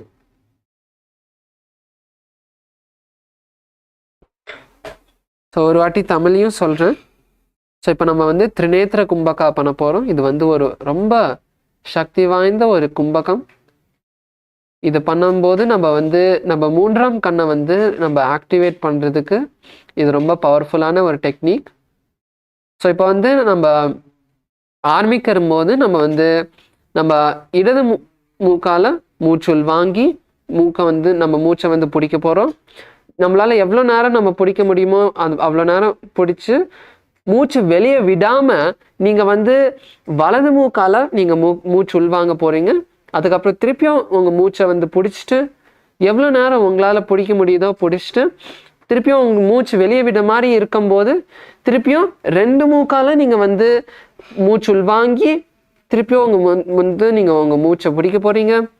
எப்போ உங்களால் அதுக்கப்புறம் பிடிக்க முடியலையோ அதுக்கப்புறம் உங்கள் இடது மூக்கால் நீங்கள் காற்றை வெளியே விட போகிறீங்க. ஸோ இதுதான் நம்ம திரிநேத்திர கும்பகம். நீங்கள் பண்ண ஆரம்பிக்கலாம். So when you exhale, you're going to exhale through the left nostril. Exhale through the left nostril. When you're done with the kumbhaka,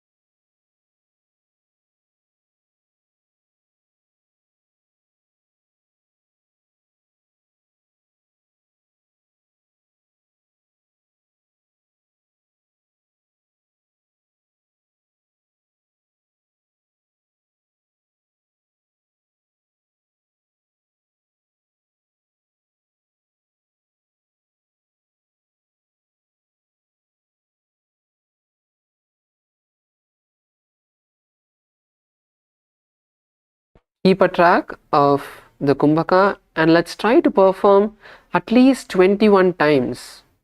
The entire process, let's try to perform it 21 times. இந்த மொத்த கும்பகம் வந்து நம்ம வந்து 21 வாட்டி நம்ம பண்ண try பண்ணலாம்.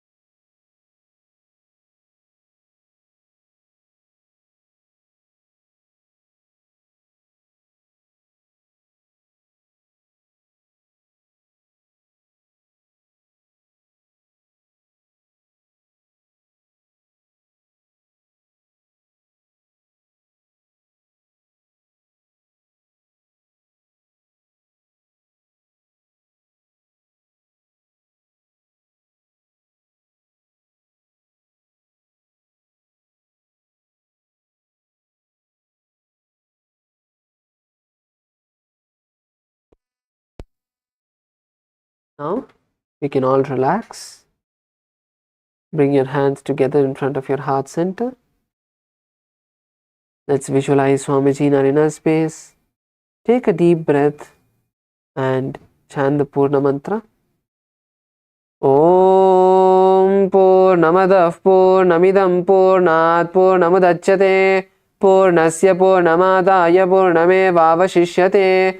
Om Shanti Shanti Shanti Hari Om Tat Sat Sarvam Bhagavat Sri Nithyananda Paramashiva Padukarpanamastu. Om Nithyanandam. Thank you all, and hope all of you enjoyed today's Nithyananda Yoga session. The next session timings will be announced by the hall volunteers. Thank you all. Nithyanandam. Have a great day.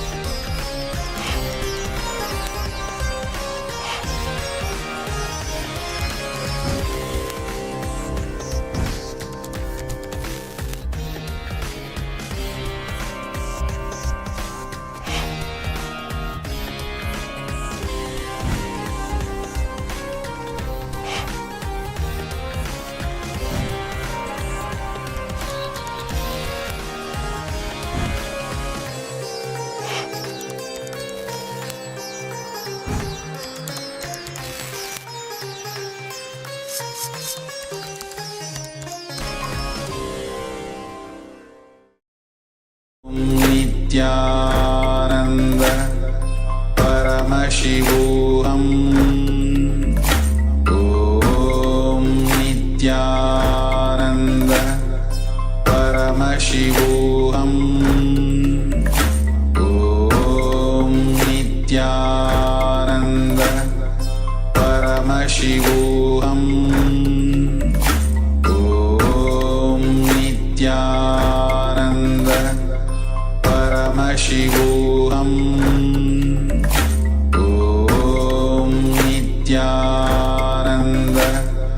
Paramashivoham Om Nityananda Paramashivoham Om Nityananda Paramashivoham Om Nityananda Paramashivoham Om Nityananda Paramashivoham Om Nityananda Paramashivoham Om Nityananda Paramashivoham Om Nityananda Paramashivoham Om Nityananda Paramashivoham Om Nityananda Paramashivoham Om Nityananda Paramashivoham Om Nityananda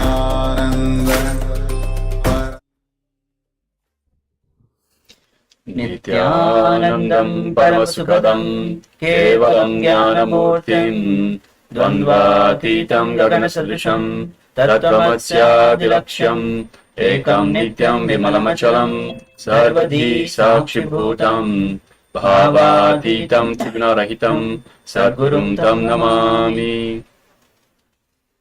Nityanandam, all of you, on today's day 17 of Paramashivoham Level 1, and we'll be starting this wonderful day with power manifestation. And of course, we just finished 108 asana sequence, the Pratham Vinyasa Krama.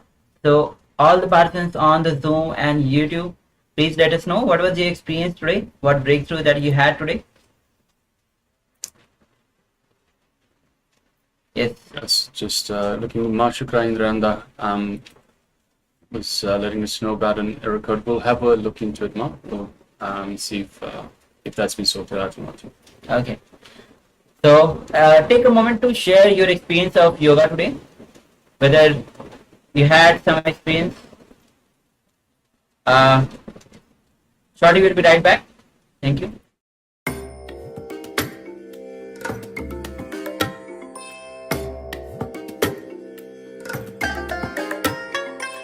I bless you all. Let you all open all your three eyes and manifest the powers of Mahasadashiva. Om Nityananda Paramashivoham Om Nityananda Paramashivoham Om Nityananda Paramashivoham Om Nityananda Paramashivoham Om Nityananda Paramashivoham Om Nityananda Paramashivoham Om Nityananda Paramashivoham Om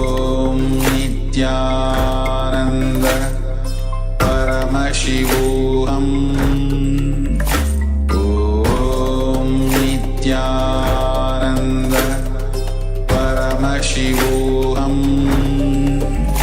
Om Nityananda.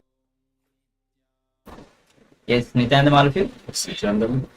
And just some apologies. We are experiencing some heavy rain, so we'll try to speak a little bit louder so that our voices are heard over the rain. Yes.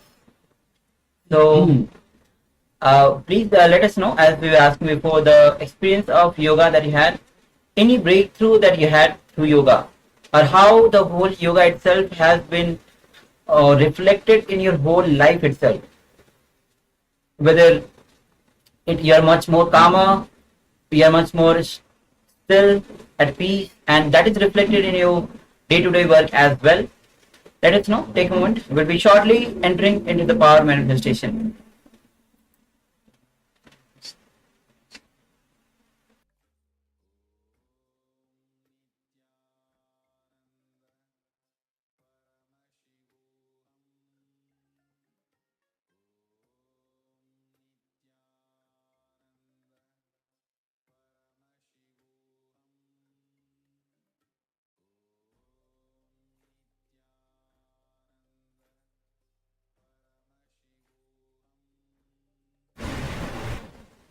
So let's begin the power manifestation, and we'll be entering into the SUPREME, which is a scriptural reference for manifesting the powers of third eye. Kapalantarmano yasya tishtan militalochanaha kramena manaso dharyat lakshaye lakshamuttamam. The translation, this beautiful word goes as: by fixing the mind on the inner space within the crown center and sitting stably without any movement, having the eyes closed in succession, by that stability of the mind and the inner space, through the power of third eye, one directly sees the ultimate goal, Lakshyam, by having the vision beyond the sight that reveals any object or place, attaining the space of oneness with Paramashiva, the source. Yes, so now requesting all participants to please take a moment and gather their eye bands. Make sure you have eye bands with you. So as usual, the first power manifestation of the day is the third eye vision, third eye reading. So we'll shortly be projecting an image for you. So requesting participants, please gather your eye bands. Also, please come on camera. So request for participants to please switch on their cameras and be visible on the camera itself. Be ready with the eye bands, and let us know once you're ready. So we'll just give you a couple more minutes to get ready. And all the participants on YouTube as well, they can start sharing when we enter into the power manifestation. So now itself, when I have the blindfold with you, and if you want to join the via two-way, we'll be sending you the Zoom link, the joining link, so that you can join through the e-citizen link via two-way, and it will be much better interaction for us. It will be much engaging, as the power manifestation itself is on third eye. So we'll be sharing that, and also you can have with integrity and authenticity, you can start manifesting these powers. Have the eye band with you, close your eyes. We'll be entering shortly into the power manifestation. Alright, so let's move now to the power manifestation, the first round of the power manifestation. So requesting all participants, please put on your eye bands. Now let us connect to Swamiji in our inner space. So let us have Swamiji, invoke Swamiji in our inner space. And let us connect to Swamiji in the third eye. Start chanting the Mahavakya. Om Nityananda Paramashivoham. Om Nityananda Paramashivoham. Om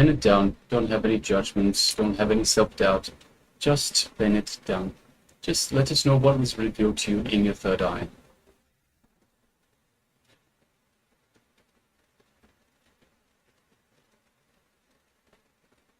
And the moment you surrender with gratitude to Swamiji, you will see all the which we feel miracles, all these powers as miracles, actually will start manifesting through you. And bhakti is a form of devotion through which you surrender totally, completely to Swamiji. Okay, we have one sharing from Master Nityananda. Yes, Master Nityananda says monkey, trees, clouds, white, and flower. Thank you very much for sharing that. Okay, so let's move to the verification. We'll be projecting the image which we had projected.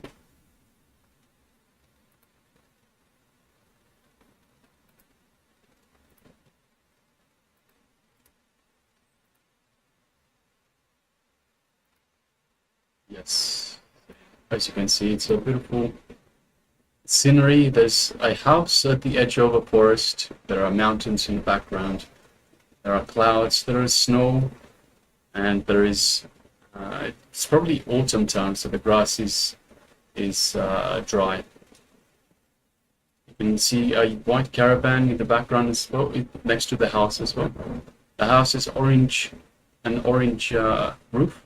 And it looks like it's made out of wood. A nice little fence around as well. And lots of green trees everywhere.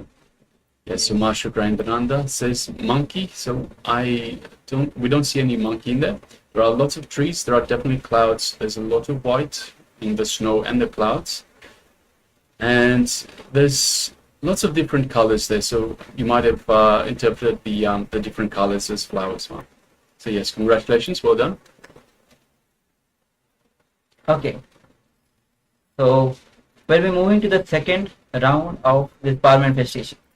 So take a moment to cover your eyes again. Cover your eyes with the eye bands.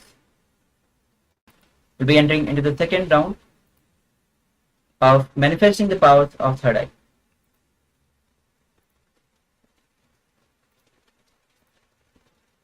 So once again, requesting all participants in the Zoom room, please switch on your cameras. Make sure you are visible on the camera.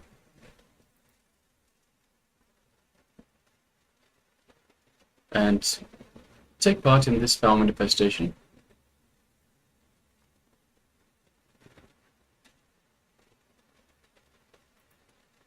Now chant Mahavakya. Om Nityananda Paramashivoham. Om Nityananda Paramashivoham. Om Nityananda Paramashivoham. Now as you vibrate with the Mahavakya, let's manifest the power of third eye. The image is now being projected on your screen. Shivoham Om Nityananda Paramashivoham Om Nityananda Paramashivoham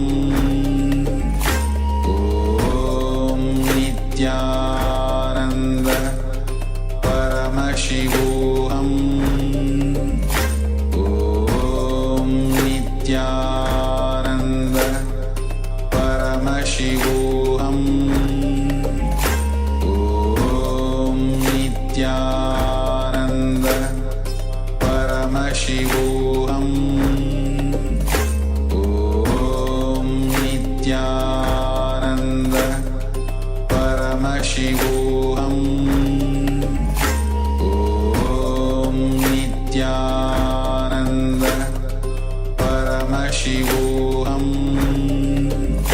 Om Nityananda Paramashivoham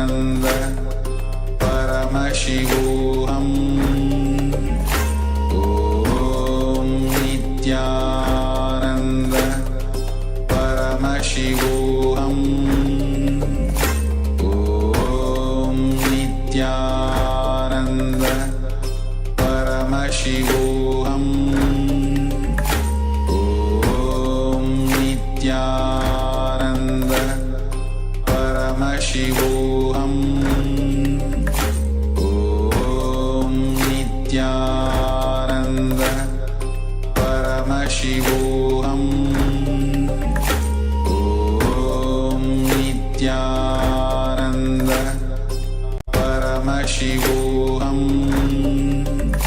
Om Nityananda Paramashivoham Om Nityananda Paramashivoham.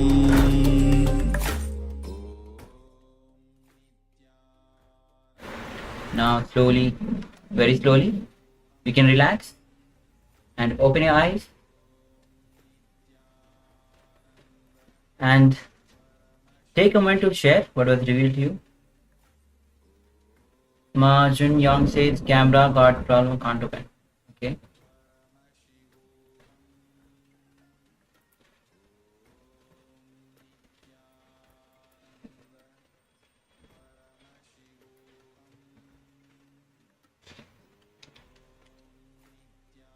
It's requesting all participants that are joining us on YouTube. You can also join us in the Power Manifestation segments. You can cover your eyes with eye bands and take part in the Power Manifestations.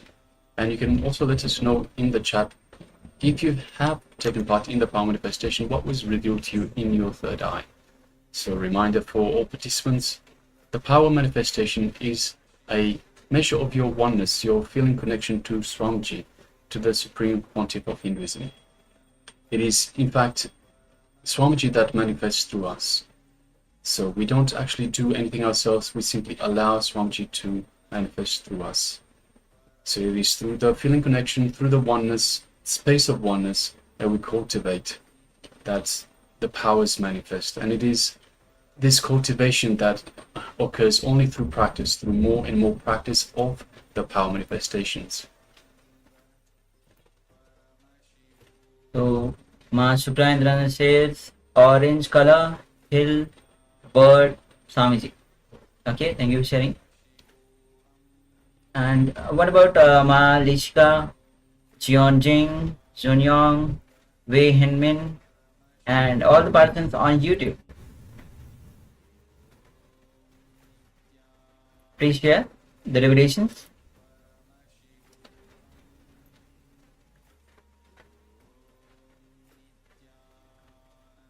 Yes, so Wei Hangmin was also taking part in the power manifestation. Please take a moment and share with us as well what was being revealed to you in your third eye.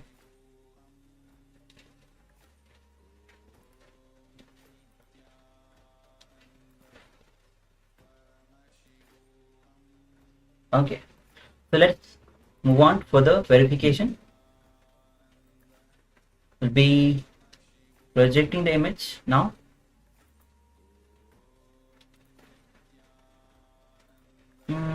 As you can see, it's a beautiful, maybe a sunrise. Actually, we don't know sunrise or not, but definitely a bright light from sun that is coming and giving a beautiful look at the mountains, falling on the mountains, various colors, and you can see many houses, green trees. Even the mountain which is on the right side is filled with greens, and the mountain on the back side is filled with snow. Not fully, but partially it is filled with snow.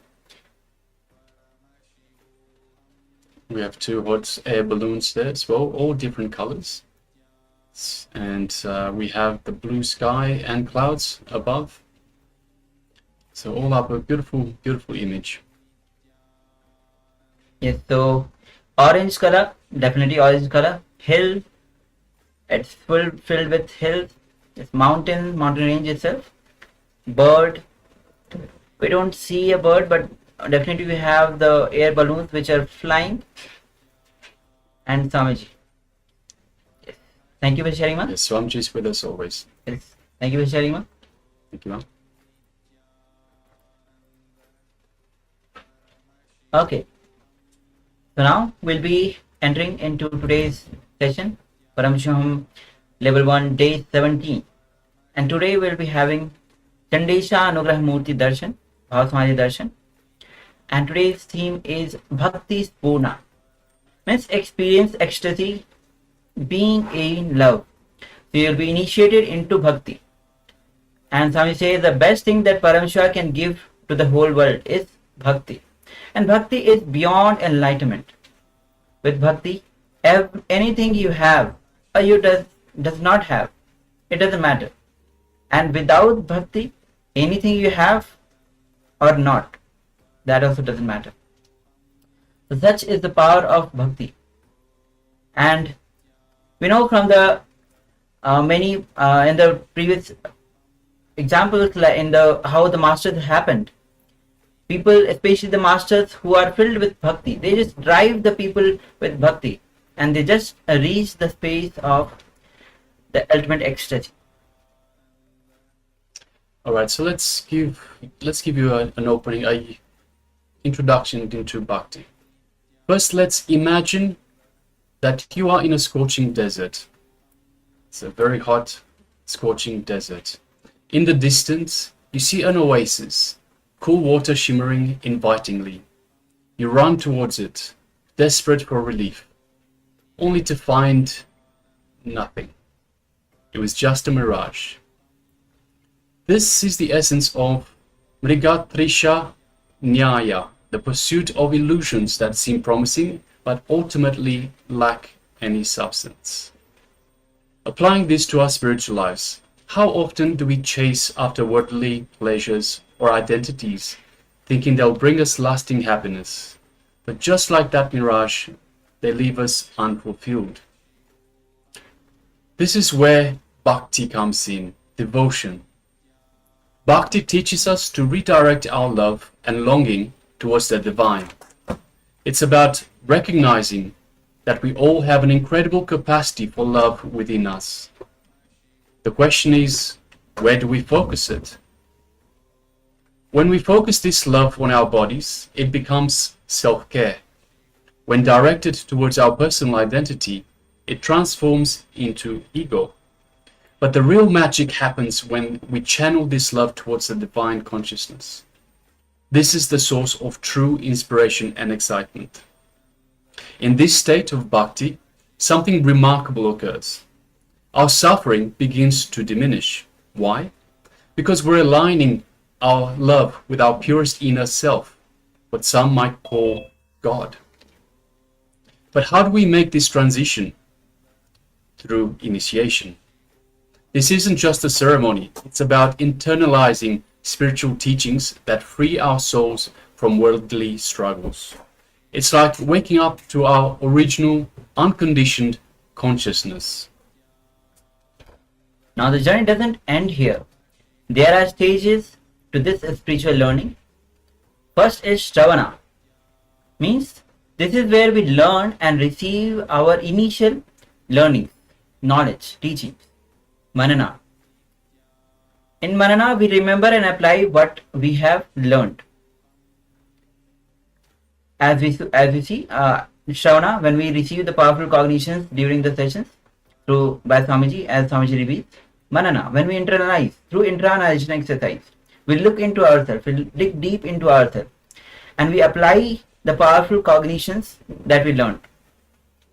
And finally, living along with the master, soaked in the wisdom, means having the presence of the master in our life. That is, and when you apply the powerful cognitions through power manifestation, you actually live with the wisdom that Swamiji is giving, and the presence, and always remember that the presence of Swamiji is always there. So what is the ultimate goal? The state of enlightenment where our heart fully awakens to the supreme love. It is unity with the divine that transcends all suffering. So where are you directing your love? The questions that we now ask ourselves. Where are you directing your love? Are you chasing the mirage? Or are you on the path to true fulfillment? Remember, the capacity for divine love is already within you. It's just waiting to be awakened. So this love and bhakti, the power of bhakti, this is the power of bhakti that awakens this love in us. So let's enter into the revelation by Bhagavan himself as he guides us, reveals into this path of power of bhakti.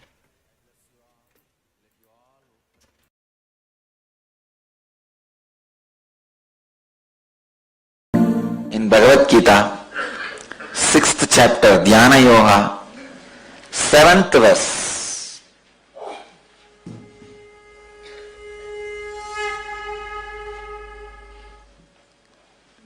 Chitatmana prashantasya paramatma samahitaha sitoshna sugadukhyeshu tatamanaapamanayoho. Translation: the one who has conquered the self, who has attained tranquility, the Supreme is already reached.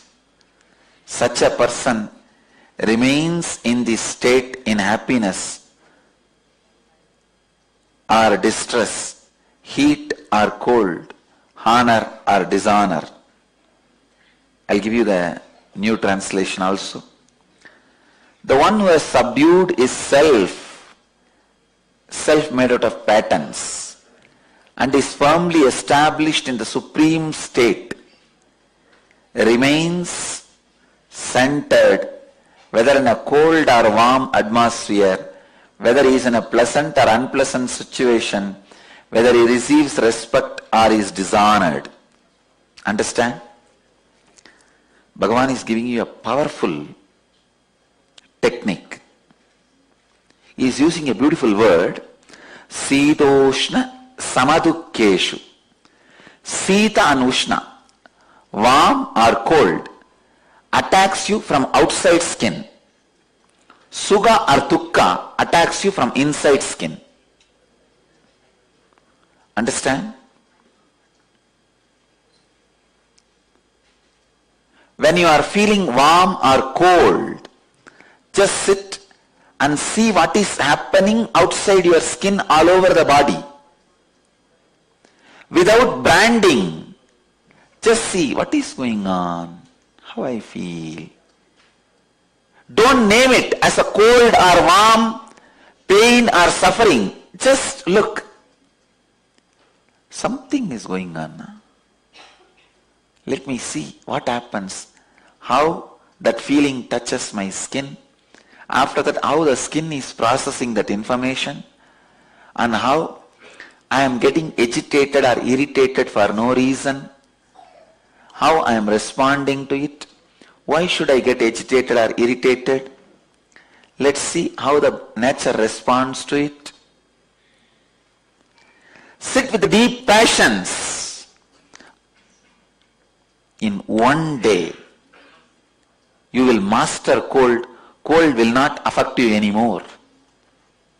Same way heat. Do Panchatapas. Make a fire circle. It is very easy. Your height should be the diameter of the circle. That is the law. Your height is the diameter of the circle. Make the fire circle and sit. You will slowly start feeling the heat, and it will increase within half an hour. Then just see what is going on in your skin. In 2 days you will master warm. Both will not be painful. Then come to the next level of experiment. When you are feeling unpleasant, just see. Unpleasantness is nothing but cold or warm which is working from inside the skin. If you look near the chest area, it will start. From inside the skin is being attacked. Warm and cold, heat and cold attacks you from outside skin. Pleasantness or unpleasantness attacks you from inside the skin. Sit with that. You don't need to find the situation. Already you have enough unpleasantness. Just sit with that unpleasantness. How it is attacking you from inside skin. What exactly you are feeling. Without labeling, just see.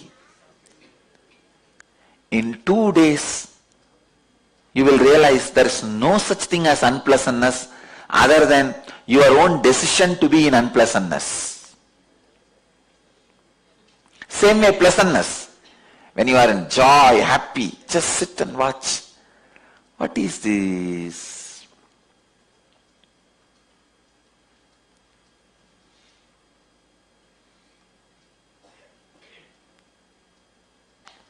What is this pleasantness? Why it feels so expanded inside? Feel from your skin, inside the skin. You will master that state also. So pleasant or unpleasant attacks you from inside the skin. Heat or cold attacks you from outside skin. But both heat or cold, pleasant or unpleasantness, all four has no life independently from your will. Understanding this is being centered on the supreme state. Please understand, your will gets contaminated when it connects itself with these four. Fortunately, these four has no independent existence. If your will does not support it, man who has realized it by experimenting with it is established in supreme state. He is called Paramatma Samahita, equivalent to the supreme consciousness. Such a simple, straightforward thing, I tell you. Just try today. Once you realize, even with first thing, see, today you try with a cold. The moment you realize the cold is not giving you any more suffering, you will have confidence to work with heat. Then work with heat. Do Panchatapas, maybe 1 hour. 1 hour is more than enough, 2 days. If it is not happening in 2 sessions, just do 2-3 days, that's all. You will have confidence now. Wow, we won the second game. Then go for the third. Sit with unpleasantness. Don't change the sequence. Cold is to grass, easy. Once you win there, you will have confidence to do next. Little subtle, the heat. Then you will have confidence next with the unpleasantness. Then you will have confidence to do with the pleasantness. Once you master that all these four does not have an independent life over you other than your will support. See, when you sit and start analyzing, you will understand. It suddenly disappears because the moment you analyze, your will stops supporting this aspect of life. You support the cold and cold related diseases in confusion. You support heat and heat related diseases in confusion.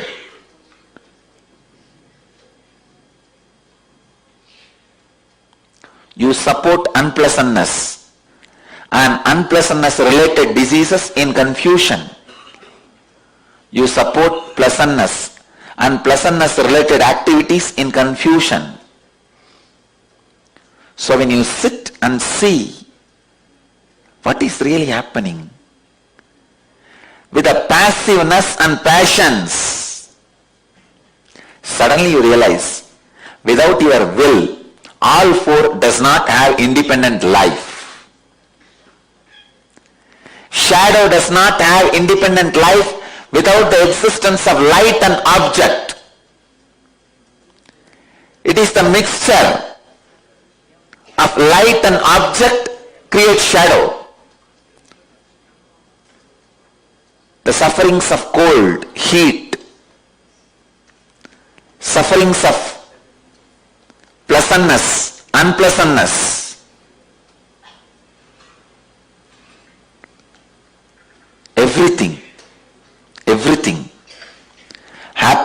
by the mixture of your will and confusion.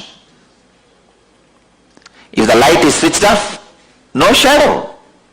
If the object is removed, no shadow. If the confusion is removed or if the will is removed, there is no agitation or disturbance by cold, warm, pleasant, unpleasantness. I tell you,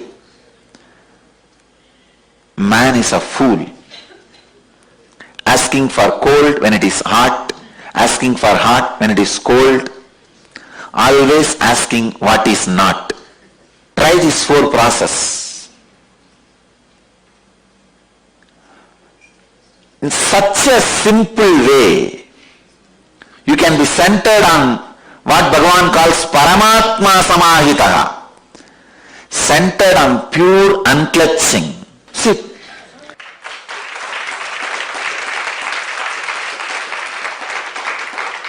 we are responsible for making Krishna alive. Come on, 4 days. Only 2 hours a day. Come in the evening. Learn this and go. And there is no risk in this. If you sit with a heater or a air condition, even the risk of Panchatapas is not there. I told Panchatapas because that is the way I was brought up. You guys don't even need to bother about the Panchatapas. Fire. Even in fire you may say, no, there is a risk. What risk is there anyhow? These fellows, everything is a risk.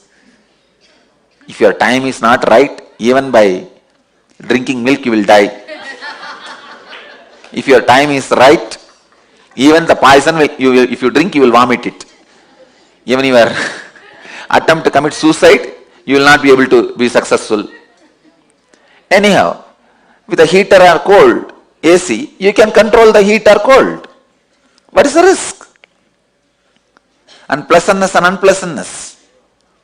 Try. I tell you, this can get people out of all mental disorders and psychological disorders. I have done this. That is why I am telling you. I have done this during my tapas time, my tapas period. I'll go and sit in the hill during the daytime in the sun, just with one towel, the hip, work on that heat. How the heat does not touch me. Then in the night I'll sit in the hill itself. It will be really cold. And see how the cold does not work on the system. Then I'll fight with Raghupati Yogi. That is the only thing which will be unpleasant for me. See, my whole life, only relationships I know is this Raghupati Yogi and Kuppammal, these few saints, sadhus.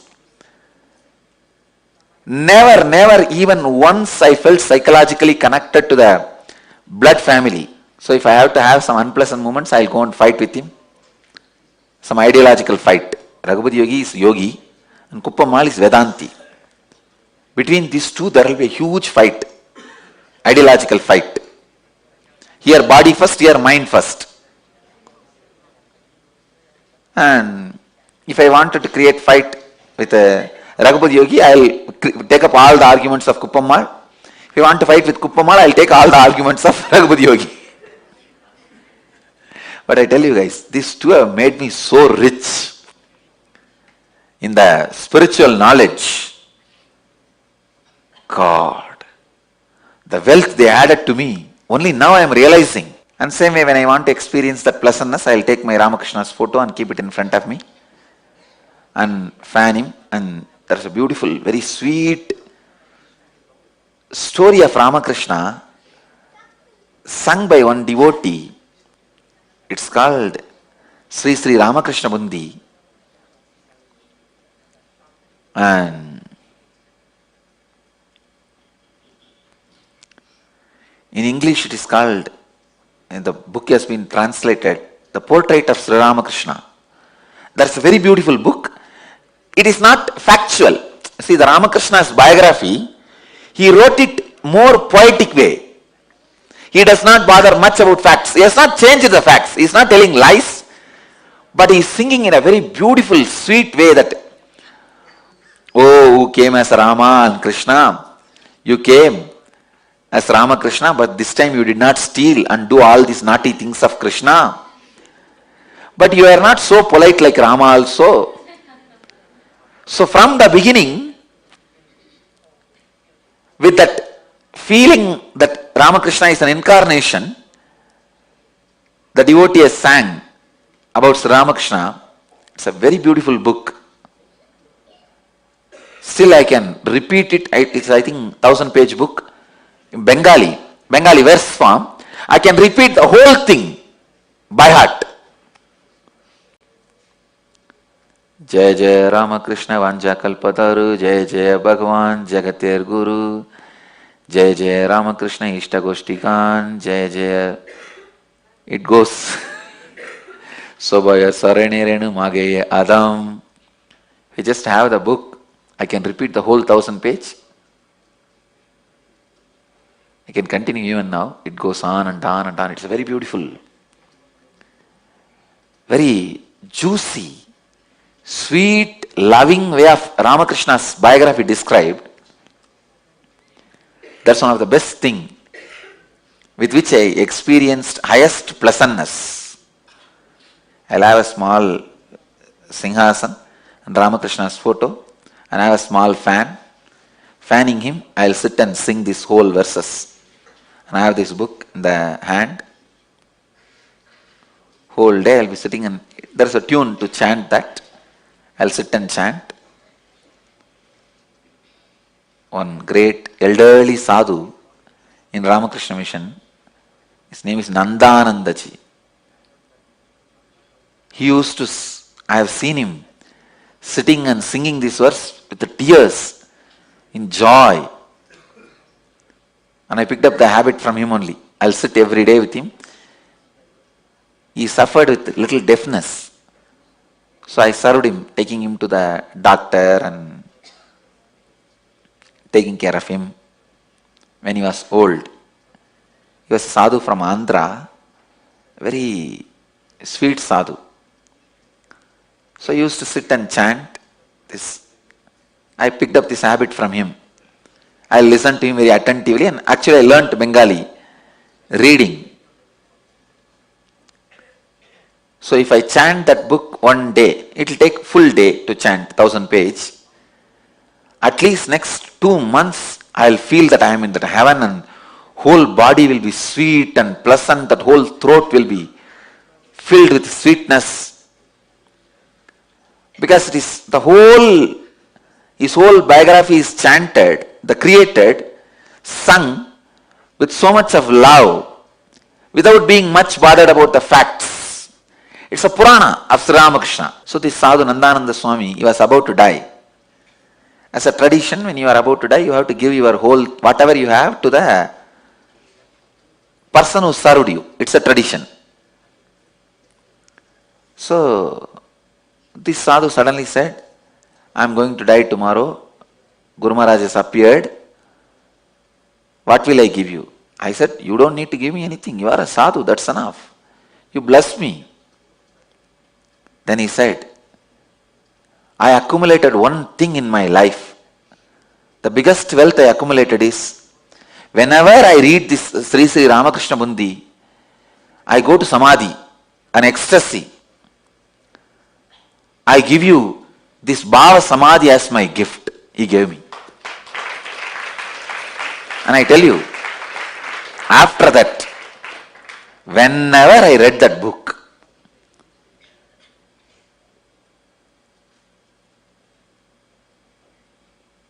God, and that sweetness, it's as if his 60-70 years of tapas has entered into me. If you read some book 60-70 years and be in the ecstasy, that whole bhava, the depth of the bhava, that whole depth of emotion has entered into my system, I could feel that same emotion just by his blessing. He said, I give you this gift of Bhava Samadhi. You take it. Because now it won't be useful anymore for me. See, once you leave the body, even your Bhava Samadhi will not stay with you. Only the Nirvikalpa Samadhis will stay with you. Less than Nirvikalpa Samadhi, anything you accumulated is not useful anymore for you. The English spelling is P-U-N-K-T-I. In English, the book is translated as A Portrait of Sri Ramakrishna. Maybe one day I'll sit and chant for you guys. It's my personal spiritual practice, which I did for quite a long time. Some of my personal spiritual practice I never shared with you guys. This Ramakrishna Bunti.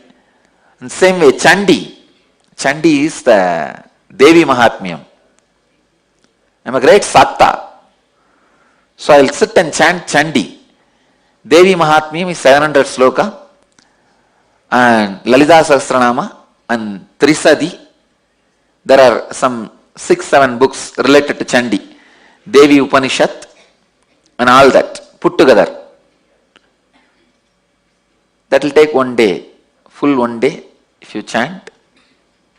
That I will chant with this bell.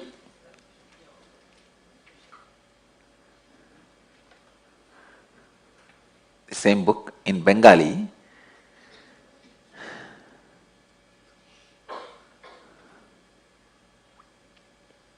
These all used to be my entertainment.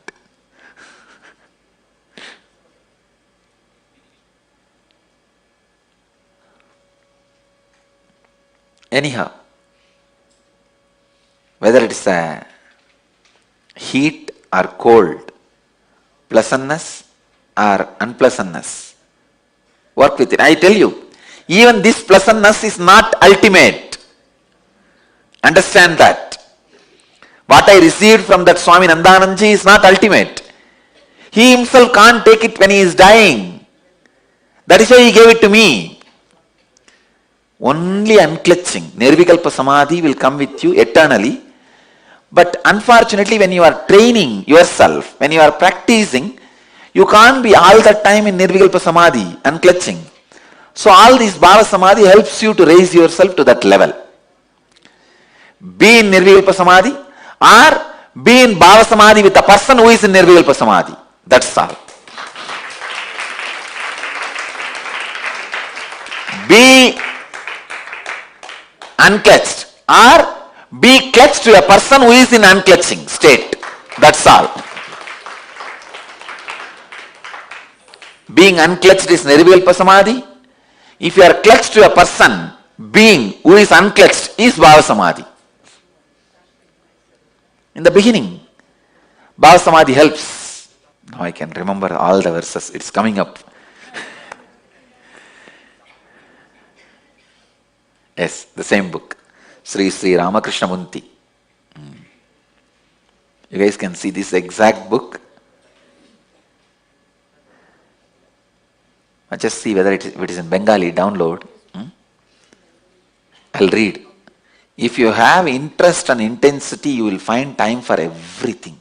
Try all these 4. First, I wanted all our center heads. You guys try.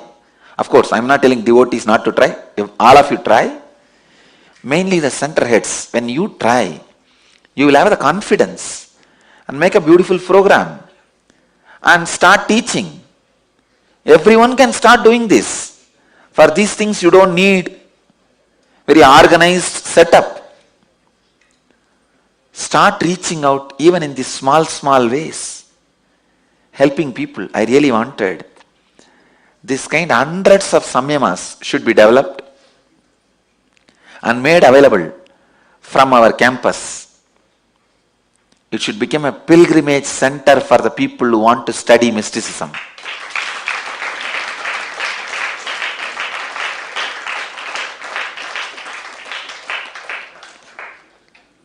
You don't know. Just this 4-day, trying these 4 steps, working with cold, working with heat, working with unpleasantness, working with pleasantness. you will suddenly find a powerful key, tool to live your life, crossing thousands of disturbances. Human beings can live a rich life if this kind of tools are accumulated. Just this one tool, I tell you, how rich it can make you.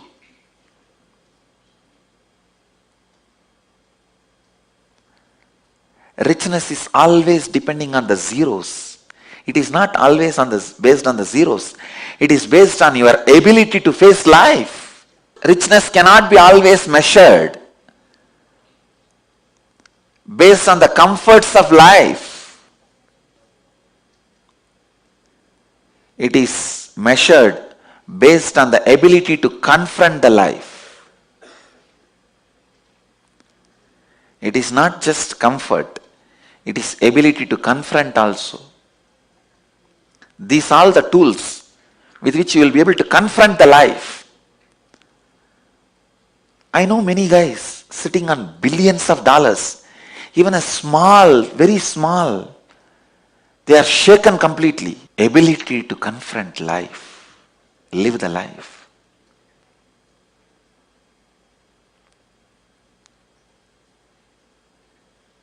I tell you guys,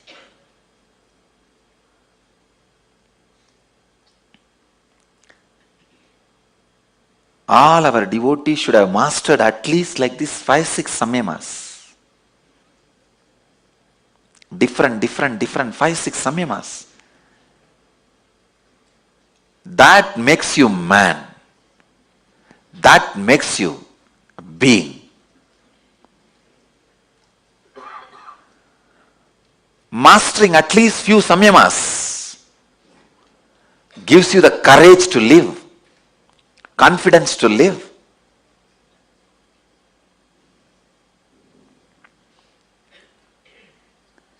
Courage which comes by inner richness is confidence. Courage which you get by outer richness is egoistic pride. Which comes by outer richness can be taken away from you any moment.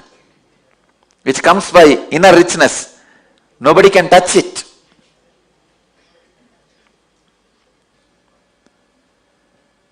One of the main reasons for my success,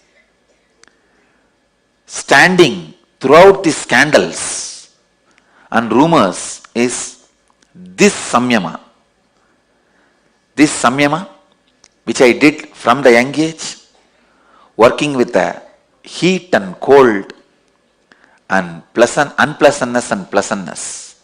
I tell you, heat and cold hits you from outside the skin, pleasantness and unpleasantness hits you from the inside the skin.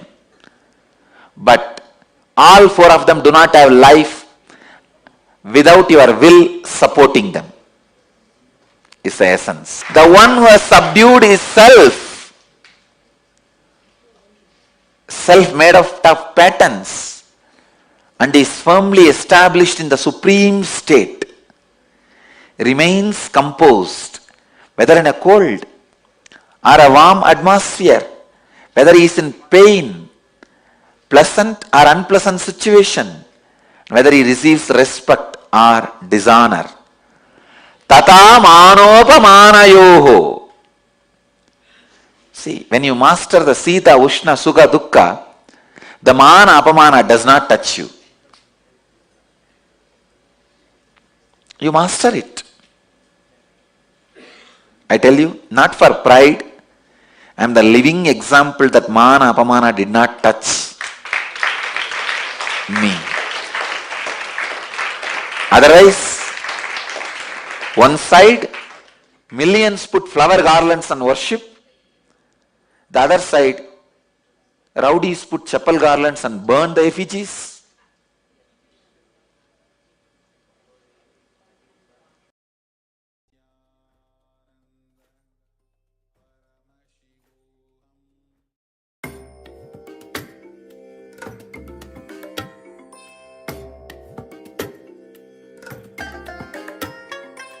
I bless you all.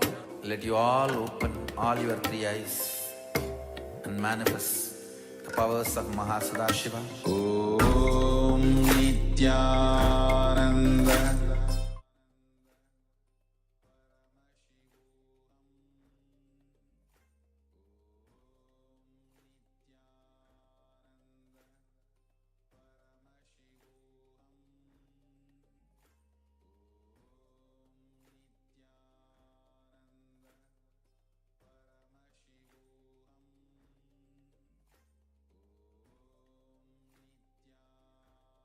Okay, sorry for the technical glitch.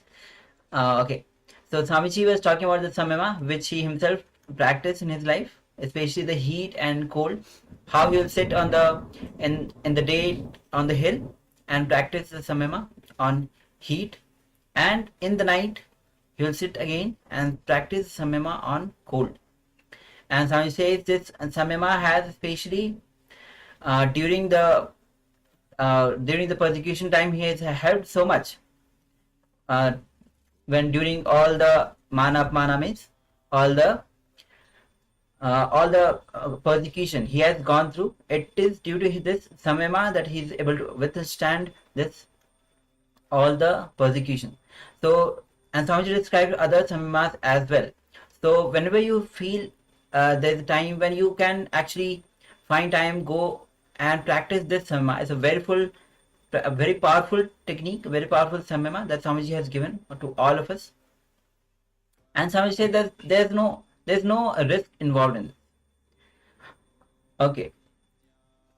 Now after this we'll be entering into a detox process. Yes, a detox process on healthy eating. So every day we'll be having this detox segment. Today it is about healthy eating. So we have from the Susruta Samhita, 64th chapter, 85th shloka. Yes, and the verse goes as Shayam praptah manushyanam asanam shruti shodhitam na nanantara bhojanam kuryat agnihotra samovidaha vidihi. The translation of this verse goes as human beings should eat only in the morning and in the evening as per the Vedic injunction. Food should not be eaten in between these two meal times. This is a rule equal to the rule of Agnihotra Vidhi. Not to eat after sunset and not to eat before sunset. This is before the sunrise. Yes. So again, not to eat after sunset and not to eat before sunrise. So this is the beautiful Sastra Pramana from Sushruta Samhita. Sushruta is one of the Vedic rishi that he has worked a lot on, especially on the medicine, diet and Ayurveda as well. Yes, so how to manage false hunger.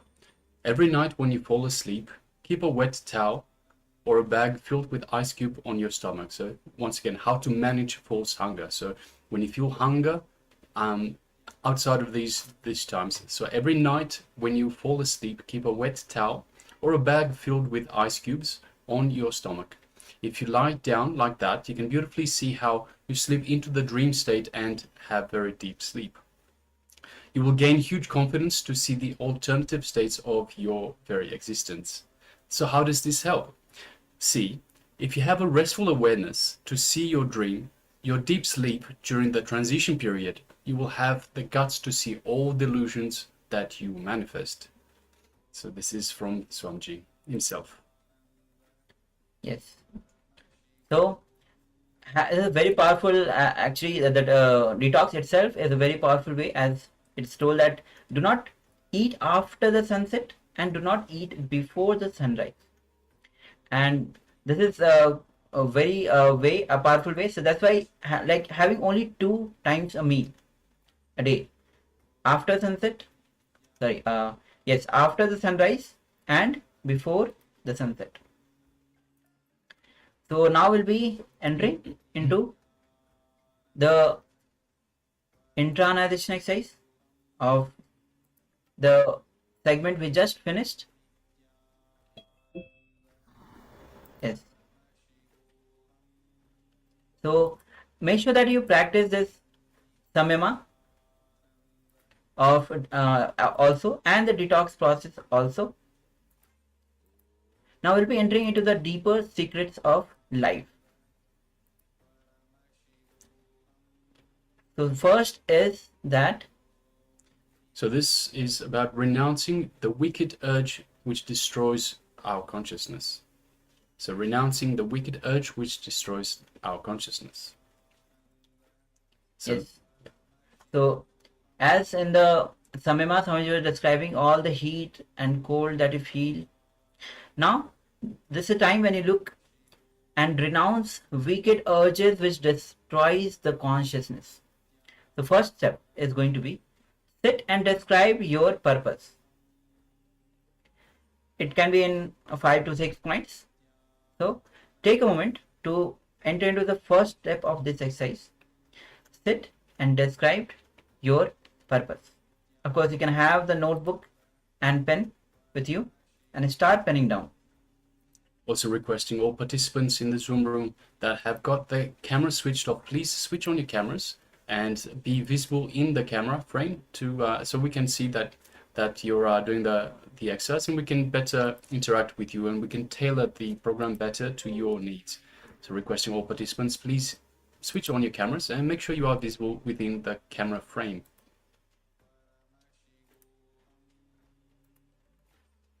Okay. So please switch on your cameras, and then we'll enter into the first step. Actually, you can start penning down now itself. All the first step. What is the purpose, or describe your purpose in a few points.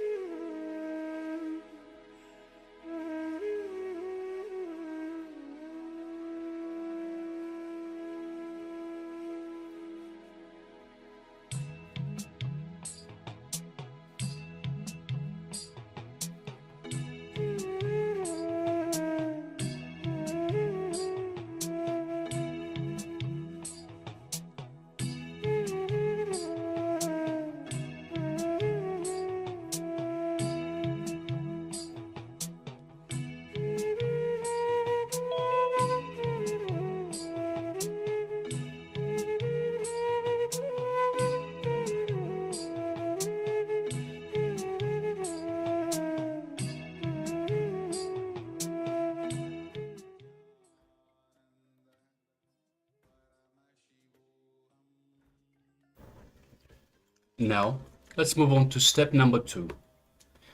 Not assuming responsibility. Not taking up the role you need to play in life. Being just afraid of life stops you from your purpose. So identify these hypocrisies. So hypocrisies where you are not assuming responsibility and not taking up the role you need to play in the life to attain your purpose. Being just afraid of life that stops you from your very purpose. So identify the hypocrisies, these hypocrisies. Just take a few more minutes.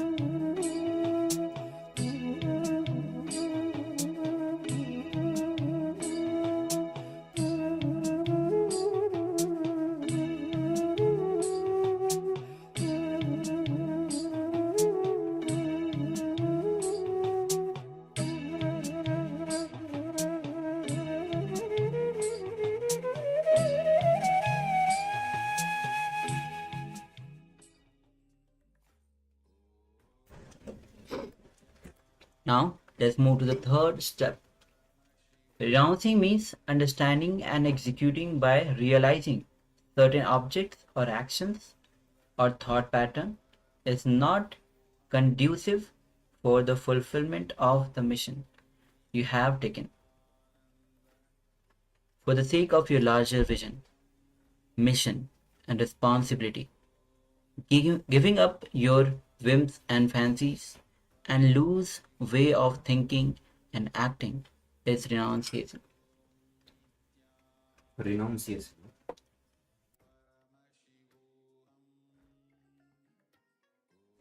So let's continue.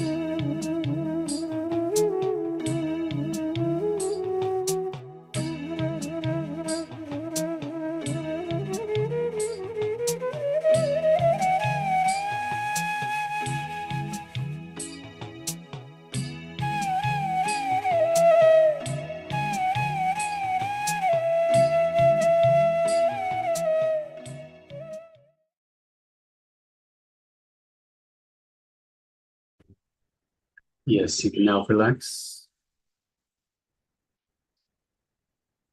So, renouncing means understanding and executing by realizing certain objects or actions or thought patterns are not conducive for the fulfillment of the mission that you have taken.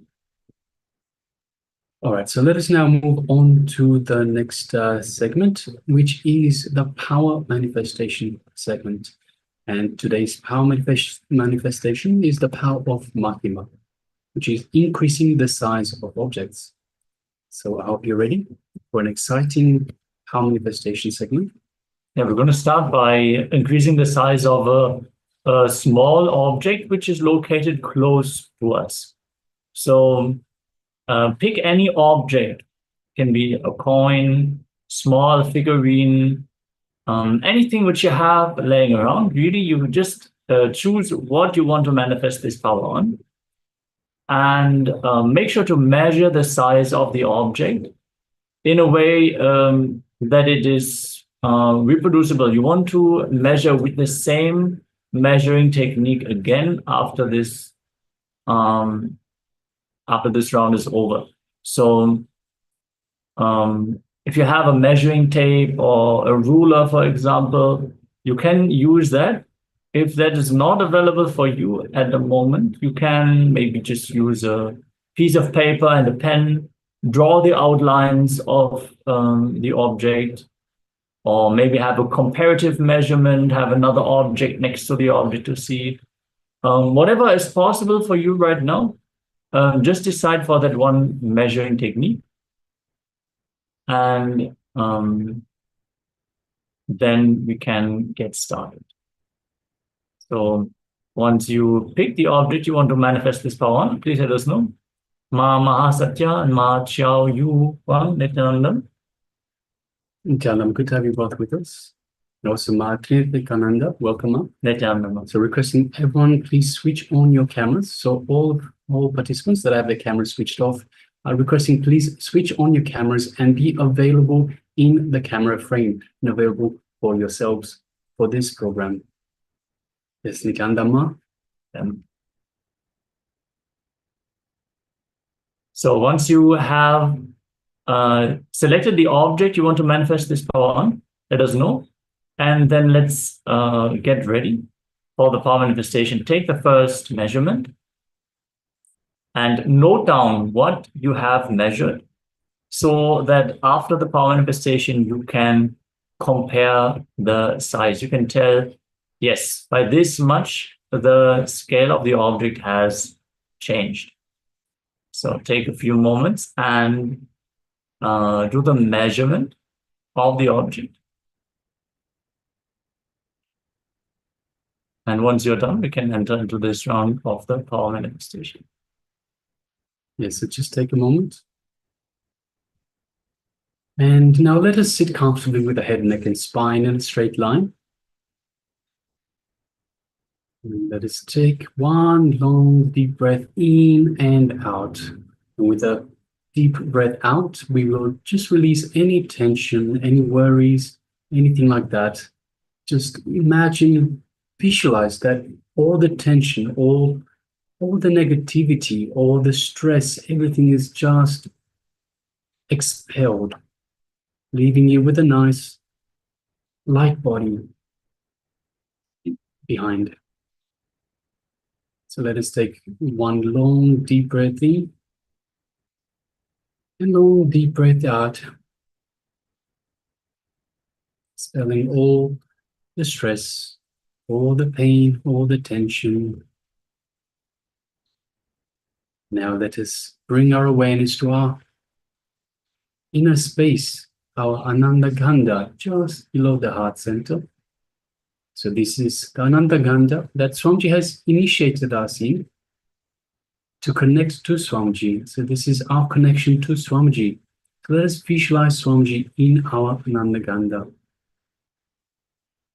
Just a mere remembrance of the Master invokes Swamiji in our inner space. Take a moment and feel that connection, that feeling connection Feel the space of oneness with Swamiji in your inner space. Feel the love, the compassion, the infinite grace radiating from Swamiji, from your Ananda Ganda, your inner space, just showering upon you.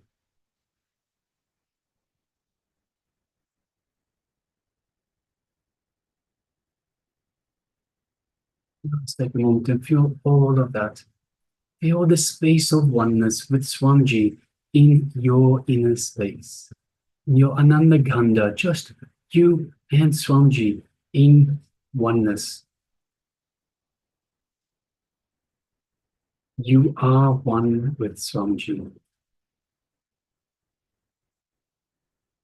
Now let us bring our awareness to the third eye, which is just between the eyebrows. And let us just gently gaze through the third eye, through your Anya chakra, into Swamiji's third eye, Swamiji's Anya chakra. So visualize Swamiji in front of you and just lightly gaze into Swamiji's third eye. As you do so, you feel a light buildup of energy in your third eye. Light, comfortable, buzzing sensation in your third eye. As Swamiji is awakening and energizing your third eye.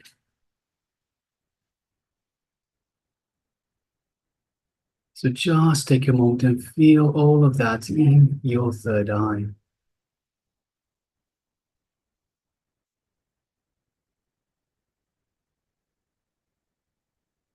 Continue to be in this space of restful awareness, space of oneness with Swamiji.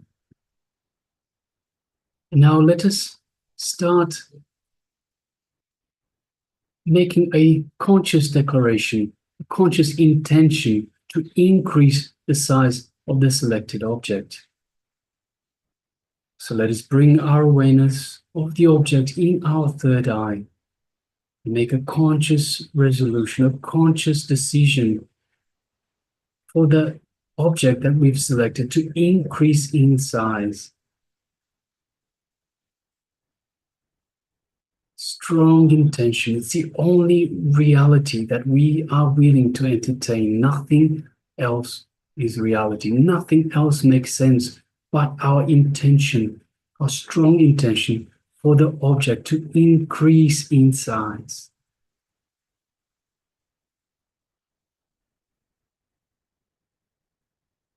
Hold that intention in your third eye. As we start chanting the Mahavakya, Om Nityananda Paramashivoham. Om Nityananda Paramashivoham. Om Nityananda Paramashivoham. And from this space of oneness with Swamiji, and from this strong declaration, keeping this strong declaration, strong intention in our third eye, and continuing to chant the Mahavakya, let us now start this power manifestation. The power of Mahima, increasing the size of objects. Let us begin.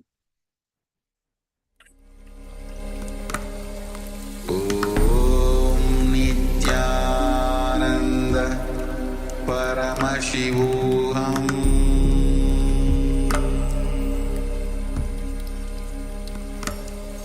Om Nityananda Paramashivoham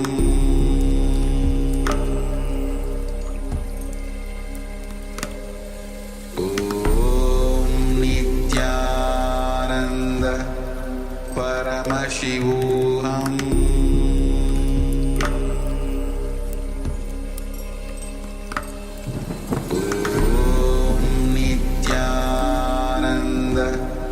Paramashivoham